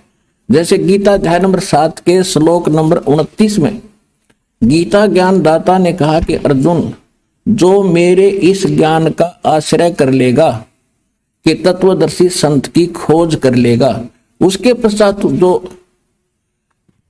जरा और मरण से छूटने के लिए वो प्रयत्न करते हैं, इस संसार की किसी वस्तु की इच्छा नहीं रखते, तो वो व्यक्ति उस तत्व ब्रह्म से और सारे दातों से और सब कर्मों से परिचित है। 8वें अध्याय के प्रथम मंत्र में गीता ज्ञानदाता से अर्जुन ने प्रश्न किया कि हे भगवान, फिर वो तत्व ब्रह्म क्या है? गीता ज्ञानदाता ने 3रे श्लोक में 8वें अध्याय में कहा है वो परम अक्षर ब्रह्म है। देखिएगा, ये भी कंसेप्ट क्लियर करेंगे। ये 7वां अध्याय 29वां श्लोक, ये केवल मूल पाठ है। इसमें लिखा है कि जरा मरण मोक्षाय, जरा माने वृद्धावस्था, मरण माने मृत्यु, मोक्षाय माने मोक्ष के लिए माम आश्रिता यतंती ते, मेरा इस ज्ञान का आश्रय कर लेते हैं कि तत्वदर्शी संत को खोज ले। उसके खोजने के बाद ये ते जो खोज लेते, ते माने वे ब्रह्म तत्विदु, तत्व ब्रह्म उस ब्रह्म को जानते हैं। दर्शनम अध्यात्म कर्म च अखिलम, ये सारे अध्यात्म को और सभी कर्मों से वो परिचित हैं। अब इनका अनुवाद देखते हैं। जो मेरे शरण होकर जरा और मरण से छूटने के लिए यत्न करते हैं। यह जरा मान लिखना था, वृद्ध अवस्था का कहर, बुढ़ापे के दुख से और मृत्यु के दुख से छूटने के लिए जो प्रयत्न करते हैं, वे ते माने वो व्यक्ति, तत् ब्रह्म, तत् ब्रह्म, तत् माने उस, ब्रह्म माने ब्रह्म यानी काल को, संपूर्ण अध्यात्म को और तथा संपूर्ण कर्मों को जानते हैं। अब यहाँ अर्जुन ने पूछा, 8वां अध्याय सामने है, बिल्कुल एक श्लोक और बीच में है 30वां। इसमें कोई विशेष नहीं कहा कि जो मुझे जानते हैं वो मुझे ही प्राप्त होते हैं, बस अंतकाल में मुझे ही जानते हैं और मुझे ही जानते हैं, बस मेरे तक ही उनकी बुद्धि सीमित है। फिर यहाँ 8वें अध्याय के प्रथम मंत्र में अर्जुन ने पूछा, किम तत्ब्रह्म किम अध्यात्म किम कर्म पुरुषोत्तम अधिभूत च किम प्रोक्तम अधिदेवम किम उच्यते। वह तत्व ब्रह्म क्या है? इसका उत्तर अध्याय नंबर 8 के और श्लोक नंबर 3 में दिया है। वह परम अक्षर ब्रह्म है। अक्षरम ब्रह्म परमम, परम अक्षर ब्रह्म है। पुण्यात्माओं, आपकी पीएचडी करवा दूंगा और अंगुलियां पर नोट करवा दूंगा सारे शास्त्रों के श्लोक मंत्र, चाहे ब्रह्मा जी और विष्णु आजी हो आपके सामने, चाहे शिव जी आजी हो, सबके ज्ञान में परास्त कर दोगे उनको। अब देखिएगा श्रीमद् भगवत गीता अध्याय नंबर 4 का श्लोक नंबर 32 में आगे इसमें कहा है कि इस प्रकार, यानी जो 25 से 30 तक बताया है उससे ऐसे इस प्रकार बहुत तरह के यज्ञ मान्य धार्मिक अनुष्ठानों की जानकारी ब्रह्मणे माने सच्चिदानंद घन ब्रह्म कहो, परम अक्षर ब्रह्म कहो, पूर्ण परमात्मा कहो, सत्य पुरुष कहो, अमर पुरुष कहो, उसको कबीर देव कहो। वो कबीर परमात्मा सह शरीर सतलोक से चलकर आता है। ये वेद बताते हैं कि अपने मुख कमल से वो कवियों की तरह आचरण करता हुआ अपने तत्व ज्ञान का प्रचार करते हैं। वो तत्व ज्ञान है, वो सूक्ष्म वेद है, वो सच्चिदानंद घन ब्रह्म की वाणी है, वो कबीर वाणी है जो भगवान खुद बोलते हैं अपने मुख से। और इसमें मूल पाठ में संस्कृति स्पष्ट करती है, ब्रह्मणे मुखे, मुख माने मुंह, मुख, और ब्रह्मण माने सच्चिदानंद घन ब्रह्म यानी परम अक्षर ब्रह्म। परम अक्षर ब्रह्म के मुख से उच्चरित वाणी में धार्मिक यज्ञों यानी धार्मिक अनुष्ठानों की जानकारी विस्तार से कही गई है, वो तत्व ज्ञान है। देखो अब चौथे अध्याय का 32वां श्लोक आपको 10 अनुवाद करके समझा रहा है। इस प्रकार और भी बहुत तरह के यज्ञ माने धार्मिक अनुष्ठान सच्चिदानंद घन ब्रह्म की वाणी में, परमेश्वर के मुख से उच्चरित वाणी में, कबीर वाणी में, उस तत्व ज्ञान में विस्तार से कहे गए हैं। उन सबको तू, ये कहता कर्म जान, मन इंद्री और शारीरिक क्रियाओं द्वारा संपन्न होने वाले जान। कर्म जान माने परमात्मा जो ज्ञान देगा सूक्ष्म वेद में, वो क्रियाएं काम करते करते करनी होती हैं। शारीरिक क्रियाओं को काम करते करते उसका सेवन और ध्यान भजन करना होता है। कर्म जान यानी मन इंद्रियों और शारीरिक क्रियाओं द्वारा संपन्न होने वाले जान, वो ऐसे होते हैं। इस प्रकार तत्व से जानकर उनके अनुष्ठान द्वारा कर्म बंधन से तू सर्वथा मुक्त हो जाएगा। अब ये स्पष्ट हो गया कि सूक्ष्म वेद वो है जो परमात्मा स्वयं आकर अपने मुख कमल से बोलता है। वेद भी यही बताते हैं कि वो परमात्मा सतलोक में रहता है, वहां से सह शरीर आता है गति करके और अच्छी आत्माओं को मिलते हैं, उनको ज्ञान से परिचित कराते हैं, यथार्थ ज्ञान, और कवियों की तरह आचरण करते हुए वो गूढ़ रहस्यों और गुप्त मंत्रों को आविष्कृत करते हैं। अब ये स्पष्ट हो गया। अब चौथे अध्याय के 34वें श्लोक में आपको बताते हैं। ये है गीता अध्याय नंबर 4 का और श्लोक नंबर 34। उस तत्व ज्ञान को जो परमात्मा स्वयं अपने मुख कमल से बोलते हैं, वो ज्ञान तत्व ज्ञान है।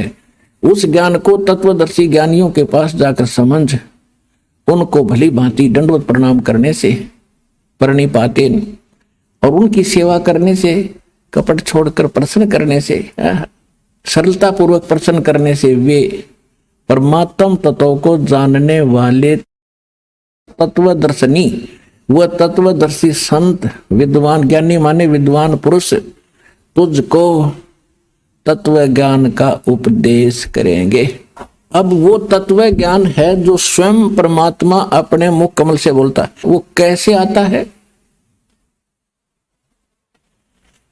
ये थोड़ा सा ऋग्वेद को भी साथ लेंगे हम, देखिएगा। ऋग्वेद 9-10 मंडल ये इकट्ठे ही अनुवादित है। ये कहां से छपा है? प्रकाशक है सार्वदेशिक आर्य प्रतिनिधि सभा, महर्षि सिद्धांत भवन, रामलीला मैदान, नई दिल्ली से, और ये यहां से छपा है। अब इसके हम थोड़े से श्लोक पढ़ेंगे, घना कंसेप्ट क्लियर हो जाएगा। ये है ऋग्वेद मंडल नंबर 9 सूक्त 86 मंत्र 26। इसमें क्या कहा है? इसमें यो कबीर शब्द है, ये कबीर लिखते हम कबीर बोलते हैं इसको। यज्ञ करने वाले यजमानों के लिए परमात्मा, यानी यज्ञ माने धार्मिक अनुष्ठान करने वाले यजमान माने भक्तों के लिए परमात्मा सब रास्तों को सुगम करता हुआ उनके विघ्नों यानी संकटों को मर्दन करता है, उनका नाश कर देता है और उनको पवित्र करता हुआ और अपने रूप को सरल करता हुआ वह कांति में यानी तेजो में शरीर वाले परमात्मा कबीर दे, ये कबीर शब्द है, कबीर, हम इसको कबीर बोले वह को, इन्होंने ये अपसर्ग लगा के ऐसा कर दिया, इसका अर्थ कर दिया सर्वज्ञ, कवि बना दिया और कवि का अर्थ कर दिया सर्वज्ञ। कोई कवि आज तक सर्वज्ञ हुआ है? इनकी अकल मारी जा रही। अब देखना, अब पहले ये निर्णय करते हैं कि जैसे ये यजुर्वेद है, ये देखो ये यजुर्वेद है और इसके अपसर्ग हटा के ये र यहां लगा दें दो और वेद अलग कर दें और यजु लिख दें और कहीं पर इस यजुर्वेद की महिमा हो और केवल यजु लिखा हो तो अनुवाद करता बुद्धिमान उसकी बुद्धि सलप नहीं करेगी, तो वहां करेगा यजुर्वेद लिखेगा। ऐसे ही जहां कबीर भी लिखा है इन्होंने अपसर्ग लगा के, तो इसके अनुवाद में लिखना पड़ेगा कबीर देव। हम उसने कबीर देव के बोल रहे हैं, कबीर देव, कबीर, हम वह को वह बोलते, वेदों को हम वेद बोलते हैं। किसी का नाम धर्मवीर है तो हम उसको धर्मवीर बोलते हैं, किसी का नाम वेद प्रकाश है तो उसको वेद प्रकाश बोलते हैं। तो यहाँ सिर्फ एक भाषा के बोलने का अंतर है और भगवान का नाम वही है। इस यजुर्वेद से करते हैं स्पष्ट आपको, ये महर्षि दानंद का ही अनुवादित है, ये देखिएगा। ये है प्रकाशक वही सार्वदेशी कार्य प्रतिनिधि सभा, ये सारा, और ये अनुवादक और ये प्रकाशक। अब इसके आते हैं हम 36वें अध्याय का प्रथम मंत्र, ये है 63वां अध्याय, 36वां अध्याय, और इसमें मूल पाठ के अंदर एक यजु शब्द है, ये यजु शब्द है।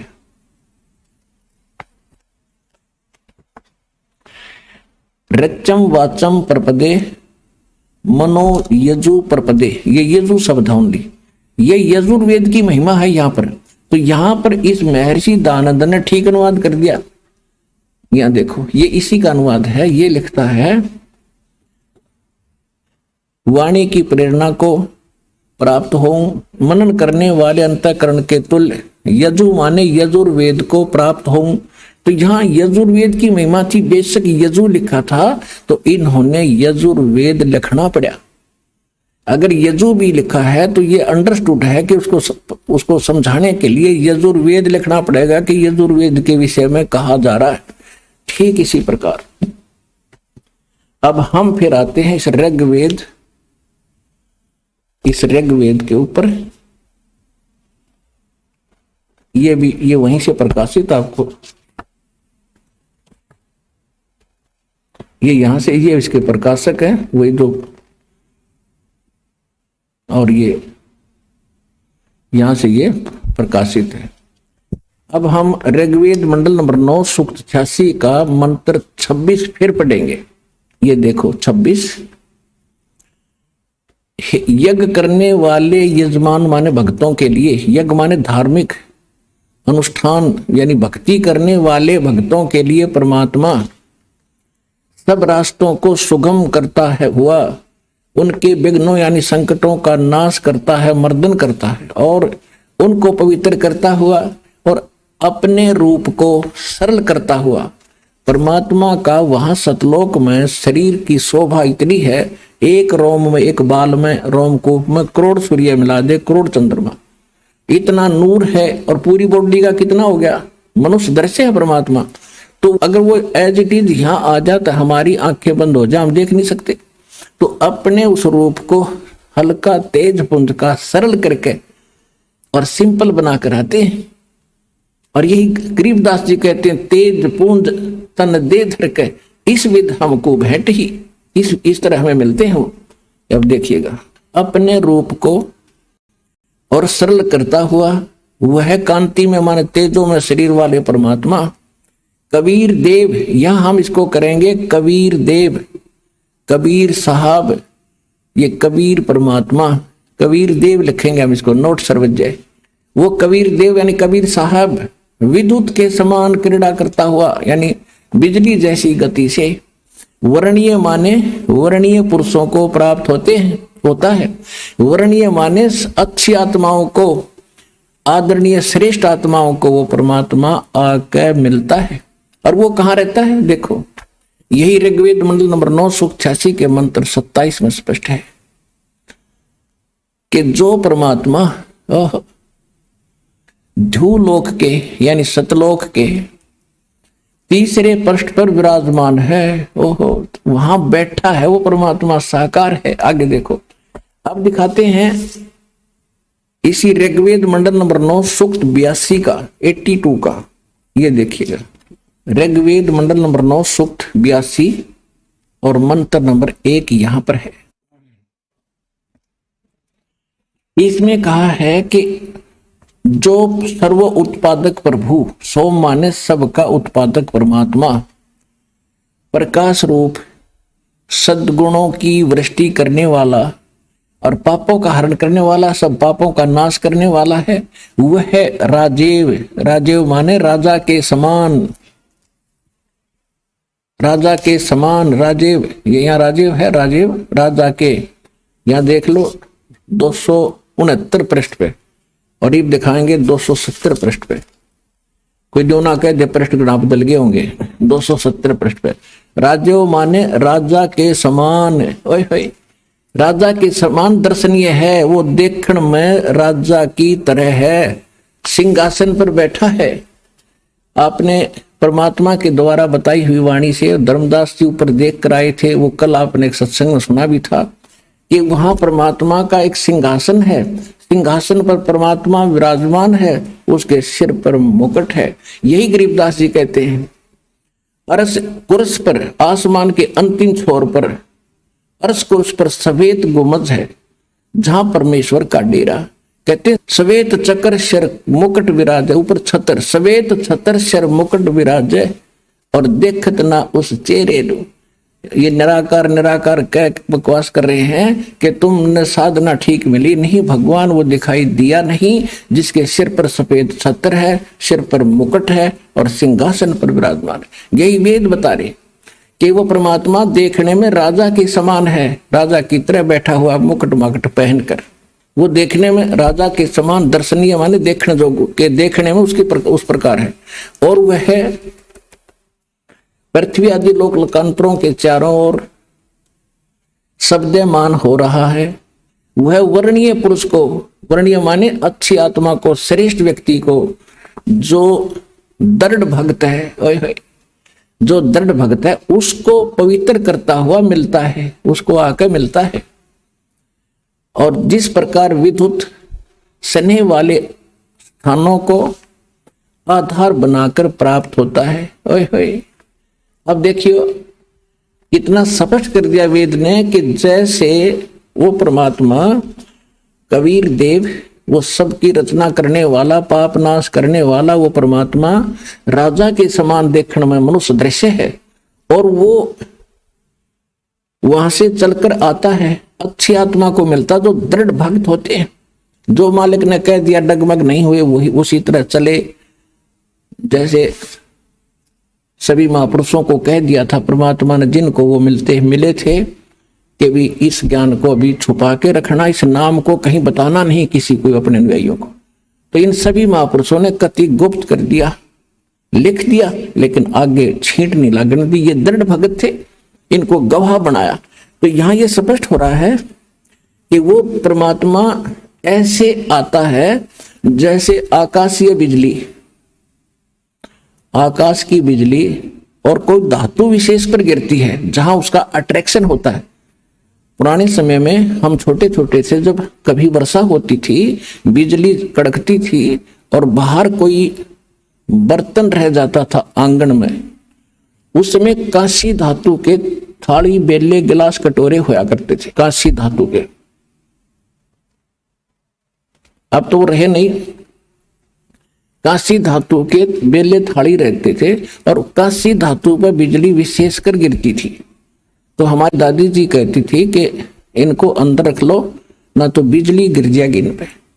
तो यहां क्या बता रहा है कि जैसे बिजली, आकाशीय बिजली एक अपने स्नेह वाले स्थानों को आधार बनाकर गिरती है, ऐसे ही परमात्मा उन्हीं को मिलता है जो उसके प्रिय होते हैं, जो उनके मिलन जोगे होते हैं।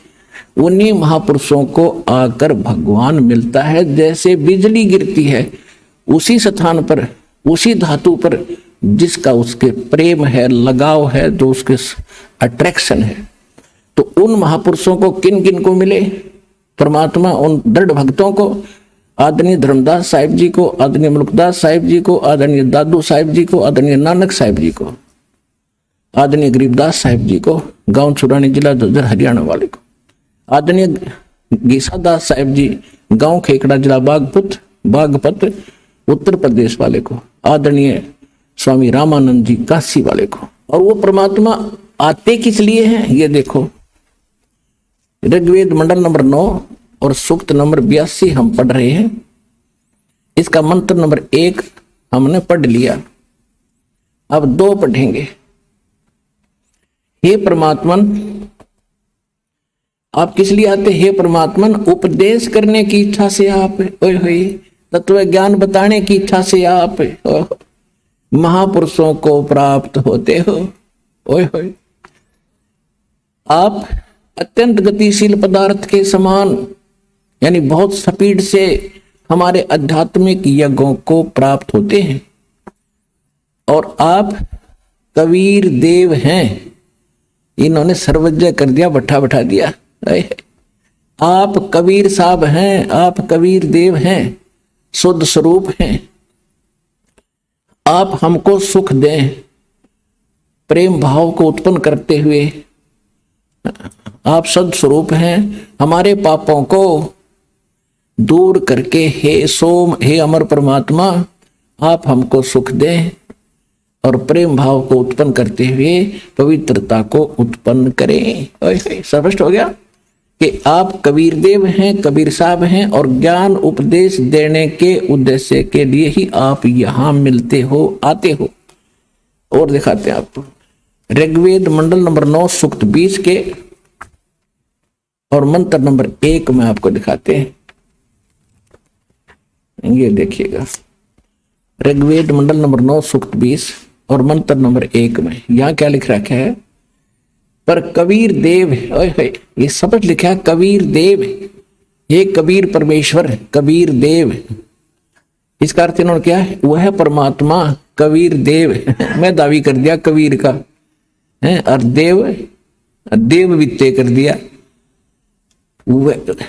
पर कबीर देव वित्ते अयो, वह परमात्मा कबीर देव है और सबका रक्षक है। इसका सीधा सा अर्थ है विद्वानों की तृप्ति के लिए, यानी भक्तों के लिए, विद्वानों को ज्ञान से तृप्त करने के लिए ज्ञान को देता है। वह सहनशील है और संपूर्ण दुष्टों को संग्राम में, यानी तत्व ज्ञान रूपी संग्राम में तिरस्कृत करता है, उनका छक्के छुड़ा देता हो परमात्मा। और वो कौन है? वो कबीर देव है और ज्ञान देता है उन विद्वानों को आकर के। तो क्या सिद्ध हुआ? गीता अध्याय नंबर 4 के श्लोक नंबर 32 को सिद्ध करने के लिए अब इतने ढेर सारे प्रमाण वेदों के बताने पड़ रहे हैं कि वहां किस लिए बोला गया। ये सब ये कोड वर्ड है, और कोड वर्डों को अध्यापक जान सकता है, टीचर जान सकता है, बालक नहीं जान सकते। तो ये जितने अनुवाद करता थे ये बालक थे। आज तक ऋषि महर्षि ब्रह्मा विष्णु महेश तक के भी बालक थे इस भक्ति मार्ग में। ये सत्कर मान लेना, आज सबके स्पष्ट हो जाएगा ये बात। अब ऋग्वेद मंडल नंबर चौवन और सूक्त नंबर 3 में आपको दिखाते हैं। ऋग्वेद मंडल नंबर 9 सूक्त 54 और इसके मंत्र नंबर 3 में, ये 3 नंबर मंत्र है। सूर्य के समान जगत प्रेरक वह परमात्मा सोमदेव, सोम स्वभाव वाले और जगत प्रकाशक, वह परमात्मा जगत प्रकाशक है और विश्वानी पुनाने, सबको पवित्र करता हुआ भुवनो ऊपरी तिष्ठति, संपूर्ण ब्रह्मांडों के ऊर्ध्व भाग माने ऊपर में भी नहीं, वहां पर बैठा है। तिष्ठति माने विराजमान है, उड़ा बैठा है सब भवनों के ऊपर पर, सबके ऊपर स्वर्ग सतलोक के अंदर वो परमात्मा विराजमान है, वहां बैठा है। ठीक, और वहां से ये गति करके आता है। ये आपको ऋग्वेद मंडल नंबर 9 सूक्त 86 मंत्र 26 और 27 में स्पष्ट कर दिया कि वहां से चलकर आता है। और इसी प्रकार ऋग्वेद मंडल नंबर 9 सूक्त 82 मंत्र 2 में भी 1 में भी स्पष्ट हुआ। अब आपको दिखाते हैं ऋग्वेद मंडल नंबर 9 और सूक्त 94 का है।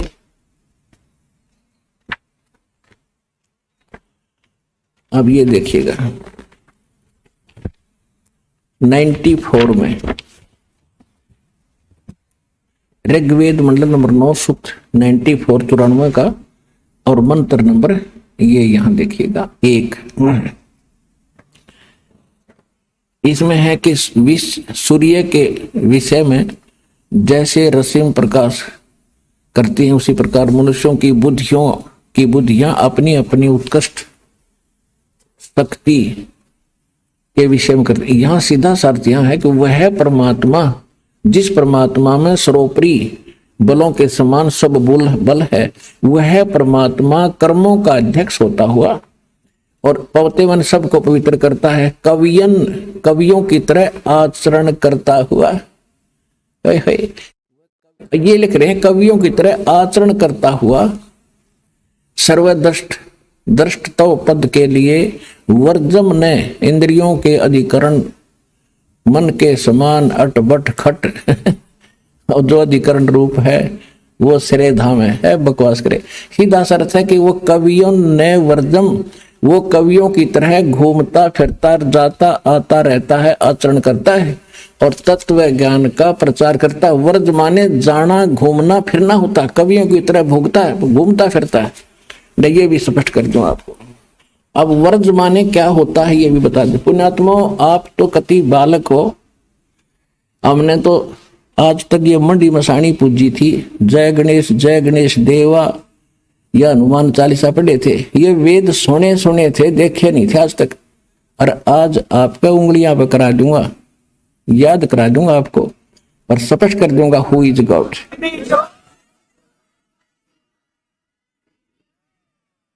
परमात्मा कहते हैं 9 मन सूत उलझिया, ये ऋषि रहे झकमार और सतगुरु ऐसा सुलझा दे, उलझा न दूजी बार। तो ऐसा सुलझा दूंगा इसने कोई उलझा नहीं सकता। कलयुग के अंदर सब पार होंगे जो भक्ति करेंगे।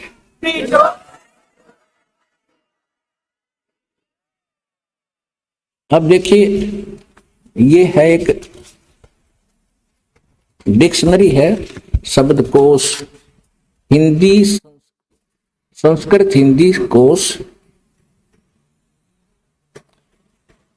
ये है वामन शिवराम आपटे, ये इसके संग्रह करता है और ये यहां से छपा है।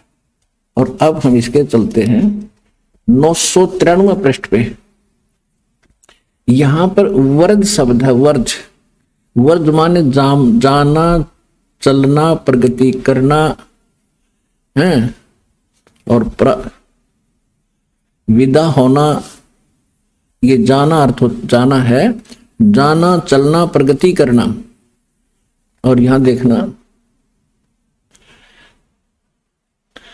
कि घूमना फिरना, वर्जनम माने घूमना फिरना, निर्वासित देश निकालना, यात्रा करना। वर्जम माने वर्जनम माने घूमना फिरना भी होता है, जाना होता है, आना नहीं होता इसका अर्थ। अब देखिएगा हमने ऋग्वेद फिर पढ़ रहे हैं, वह शब्द कोश रख दिया, हम ऋग्वेद पर आगे हैं और पृष्ठ नंबर ऋग्वेद मंडल नंबर 9 सूक्त 94 के हम मंत्र नंबर 1 को पढ़ रहे हैं। ये मंत्र नंबर 1 है। इसमें यहां इन्होंने अनुवाद में गड़बड़ करी है। कवियन वर्जम ने ये इकट्ठा ही करना था अर्थ, वह कवियों की तरह आचरण करता हुआ, वर्जम माने घूमता फिरता है। और ऋग्वेद मंडल नंबर 9 सूक्त 96 के 16 से लेकर 20 तक तो कंसेप्ट क्लियर कर दिया कि वो परमात्मा अपनी कबीर वाणी के द्वारा, अपने कबीर वाणी के जब शिशु रूप में प्रकट होता है परमात्मा, और धीरे धीरे जब बड़ा होता है, यानी उस दूसरी प्रकार की जो लीला करता है प्रत्येक युग में, तब जो धीरे धीरे बड़ा होता है तो अपनी वाणी के द्वारा उस तत्व ज्ञान को लोकोक्तियों के माध्यम से दोहों के माध्यम से बोलता है, जिस कारण से एक प्रसिद्ध कवियों में से भी एक कवि की उपाधि प्राप्त करता है। इससे पहले आपको ऋग्वेद मंडल नंबर 9 सूक्त 95 का और मंत्र नंबर 2 और दिखा देता हूं। ये देखिएगा, ऋग्वेद मंडल नंबर 9 सूक्त 95 का और मंत्र नंबर ये 2 क्या कहता है। वह है पूर्वोक्त परमात्मा, वो पहले जिसके विषय में कहा गया है, साक्षात्कार को प्राप्त हुआ वाक द्वारा। वाक माने वाणी के द्वारा मुक्ति मार्ग को, मुक्ति मार्ग की प्रेरणा करता है। अपनी वाणी के द्वारा बोल बोल कर उस मोक्ष मार्ग को बताता है। वह जिसके विषय में पहले बताया जा रहा है, वह पूर्वोक्त परमात्मा साक्षात्कार को प्राप्त हो, यानी यहां प्रकट होकर, सज्जान माने अपने यहां प्रकट होकर अपनी वाणी के द्वारा, वाक के द्वारा मुक्ति मार्ग को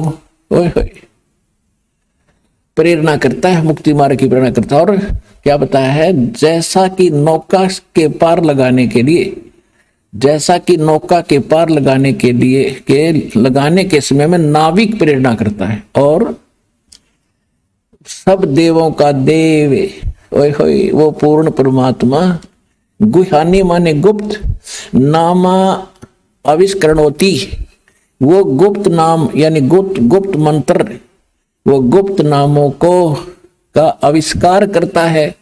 इन नाम संज्ञा कर दी ने एक तरह के, वो गुप्त नाम का नाम लिख दो को प्रकट करता है। और वाणी रूपी यज्ञ के लिए सिद्ध सदा स्पष्ट कर दिया कि अपने मुख से वो बोलता है, अपनी वाक द्वारा, वाणी द्वारा बोलता है, और सब देवों का देव वो पूर्ण परमात्मा गुप्त नाम आविष्करोति, नाम को का आविष्कार करता है, प्रकट करता है। और परमात्मा कहते हैं, जिस नाम को कोई नहीं जानता, उन नाम भक्ति के नामों को, मोक्ष के मार्ग को, उस नाम को स्वयं आके बताता है। और परमात्मा कहते हैं कबीर साहब, तो हम शब्द हम जग में लाए, सार शब्द हमने गुप्त छुपाए। आज तक सोहम मंत्र किसी वेद में नहीं, किसी पुराण में नहीं, किसी उपनिषद में नहीं, किसी गीता में नहीं। तो ये सिद्ध हो गया कि वो कबीर नामक परमात्मा सतलोक में रहता है, वहां से चलकर आता है और अपनी वाणी के द्वारा उस तत्व ज्ञान का प्रचार करता है, और गूढ़ रहस्य और गुप्त मोक्ष मार्ग को, उन मंत्रों को भी वही आविष्कृत करता है, वही उसको सार्वजनिक करता है, उनकी खोज करके हमें देता है। इति सिद्धम, कबीर परमात्मा ने जो ज्ञान दिया है वो श्रेष्ठ और फाइनल है। अब उस परमात्मा ने जो ज्ञान दिया है, वो ज्ञान और वो मोक्ष मार्ग क्या है, स्पष्ट हो गया, वेदों से प्रमाणित हो गया कि कबीर देव, कबीर साहब वो परमात्मा है जो अपने मुख कमल से वाणी बोलता है। तो गीता अध्याय नंबर 4 के श्लोक नंबर 32 में भी यही स्पष्ट किया है कि ब्रह्मणे मुखे, उस सच्चिदानंद घन ब्रह्म यानी पूर्ण परमात्मा, सब देवों का देव, सर्व सृष्टि नरसंहार परम अक्षर ब्रह्म ने जो अपने मुख कमल से जो ज्ञान दिया है वो तत्व ज्ञान है। और उस तत्व ज्ञान में जो लिखा है वो फाइनल है। और उस तत्व श्रीमद् भगवत गीता अध्याय नंबर 15 के श्लोक नंबर 1 से 4 को थोड़ा सा और दिखाते हैं आपको, इसी से संबंधित है। अब इसमें क्या बताया है कि उस तत्वदर्शी संत की पहचान भी साथ बताई है। ये देखिएगा, गीता अध्याय नंबर 15 का श्लोक नंबर 15 अध्याय 15वां अध्याय, ये प्रथम मंत्र है।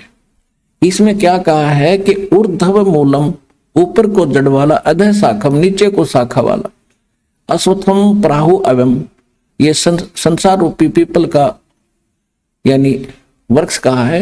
और छंदासी यस्य प्रणानी ये तम वेद से वेदवित, उसकी जो छंद हैं, विभाग हैं, वो पत्ते आदि, शाखा मूल और ये पत्ते आदि उसकी शाखा हैं, विभाग हैं, उसके खंड हैं, उनको जो तत्व से अलग अलग जानता है वो वेदवित है। वेद के तात्पर्य को जानने वाला यानी तत्वदर्शी संत है।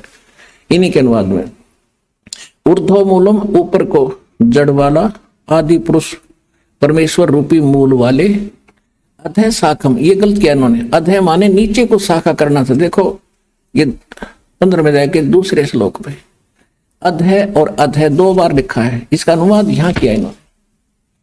अधः माने नीचे और अधः माने नीचे। बिल्कुल यहां ये विचलित हो गया क्योंकि इनकी बुद्धि ब्रह्मा विष्णु महेश से ऊपर गई है को नहीं। ये ब्रह्मा विष्णु महेश और श्री कृष्ण जी को सुप्रीम मान के सारी गीता को वहीं गोड़ के धर दिया, अड़ंगा कर दिया। देखो पुण्यात्माओं, घी है, चीनी है, सारा कुछ रखा है, आटा है, और जिसे ना हलवा नहीं बनाना था तो गोबर कर दे उसका। इब्दास को भेजा हलवाई बना के, ऐसा बना दूंगा, खाओगे रंगली चाटोगे।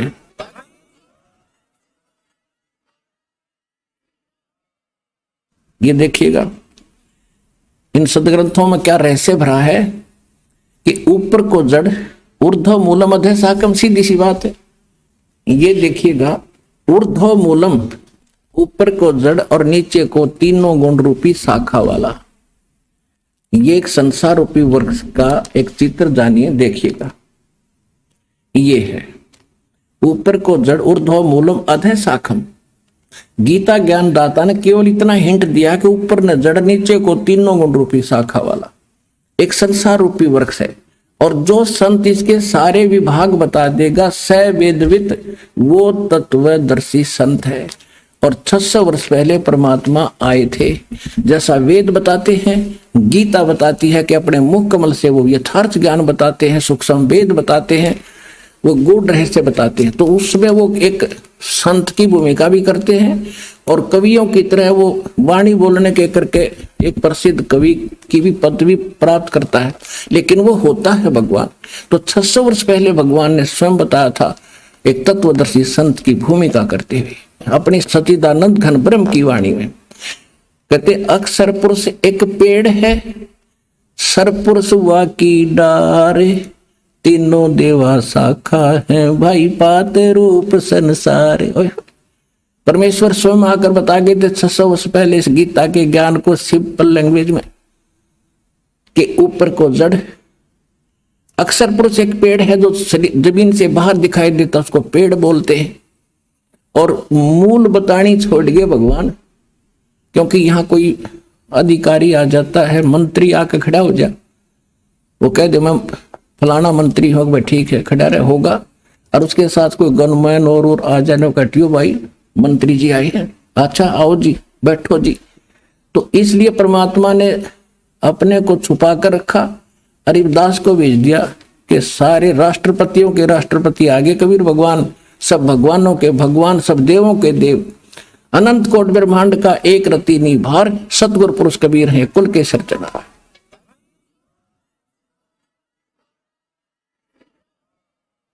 तो परमात्मा ने क्या बताया है कि जमीन से बाहर जो दिखाई देता है ये एक पेड़ है, ये एक वृक्ष है।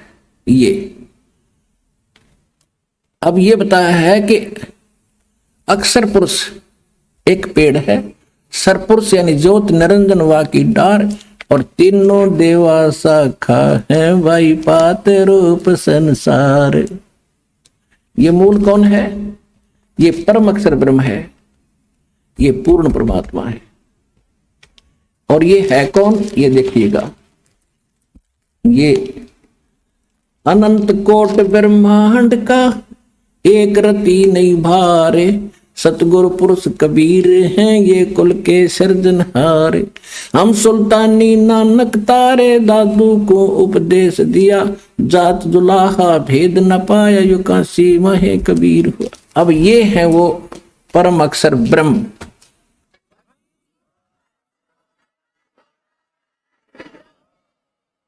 जिसके विषय में गीता ज्ञान दाता अपने से अन्य परम अक्षर ब्रह्म की शरण में जाने को कहता है। अब 15वें अध्याय के 1 से लेकर 4 में क्या बताया है कि गीता ज्ञान दाता ने केवल इतना बताया कि ऊपर को जड़, नीचे को तीनों गुण रूपी शाखा वाला ये उल्टा लटका संसार रूपी वृक्ष है। उसके बाद उसने ऑप्शन छोड़ दिया कि यहां मैं क्लियर नहीं बता सकता क्यों, मैं नहीं जानता उसके विषय में, देखिएगा। और वो तत्वदर्शी संत कैसा होगा जो इनको समझ लेगा। ये 15वां अध्याय और ये प्रथम मंत्र, ऊपर को जड़ वाला, नीचे को तीनों रूप, नीचे को शाखा वाला संसार रूपी वृक्ष जानो, और जिसके विभागों सहित जो बता देगा यह तम वेद स वेदवित, जो इसको जानता है वो तत्वदर्शी संत है। इनकी भाषा पढ़े। आदि पुरुष परमेश्वर तो जड़ समझो, ऊपर को जड़ होता, आदि पुरुष परमेश्वर परम अक्षर ब्रह्म है। ये बिल्कुल ठीक अनुवाद किया उन्होंने। अध्याय शाखम यहां विचलित हो गए, ब्रह्मा मुख्य रूप, मुख्य शाखा वाला नहीं, तीनों गुण रूपी शाखा वाला। अश्वत्थम पीपल रूपी, संसार रूपी पीपल के वृक्ष को विनाशी कहते हैं। वेद छंद माने वेद बता दिया, नहीं, उसके विभाग हैं, पत्ते आदि उसके विभाग हैं, कहे गए हैं। और उस संसार वृक्ष को जो मूल सहित जड़ से लेकर पत्तों तक तत्व से जानता है, स वेदवित, वह वेद के तात्पर्य को जानने वाला है, अर्थात वो तत्वदर्शी संत है। तो ये दास है वो तत्वदर्शी संत आज के जीवन।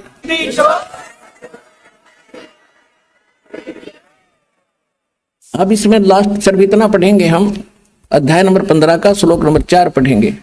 अब 3 में तो ये कह दिया है कि उस सूर्य मूलम यानी उस दृढ़ मूल वाले अमर लोक रूपी परमात्मा के उस ज्ञान को दृढ़ेन दृढ़ असंख्य शस्त्रेण, इन्होंने विराग रूप शस्त्र द्वारा काट कर नहीं, उस तत्व ज्ञान रूपी शस्त्र द्वारा काट कर। अब चौथे 15वें अध्याय का चौथा श्लोक, ये यहां अनुवाद है।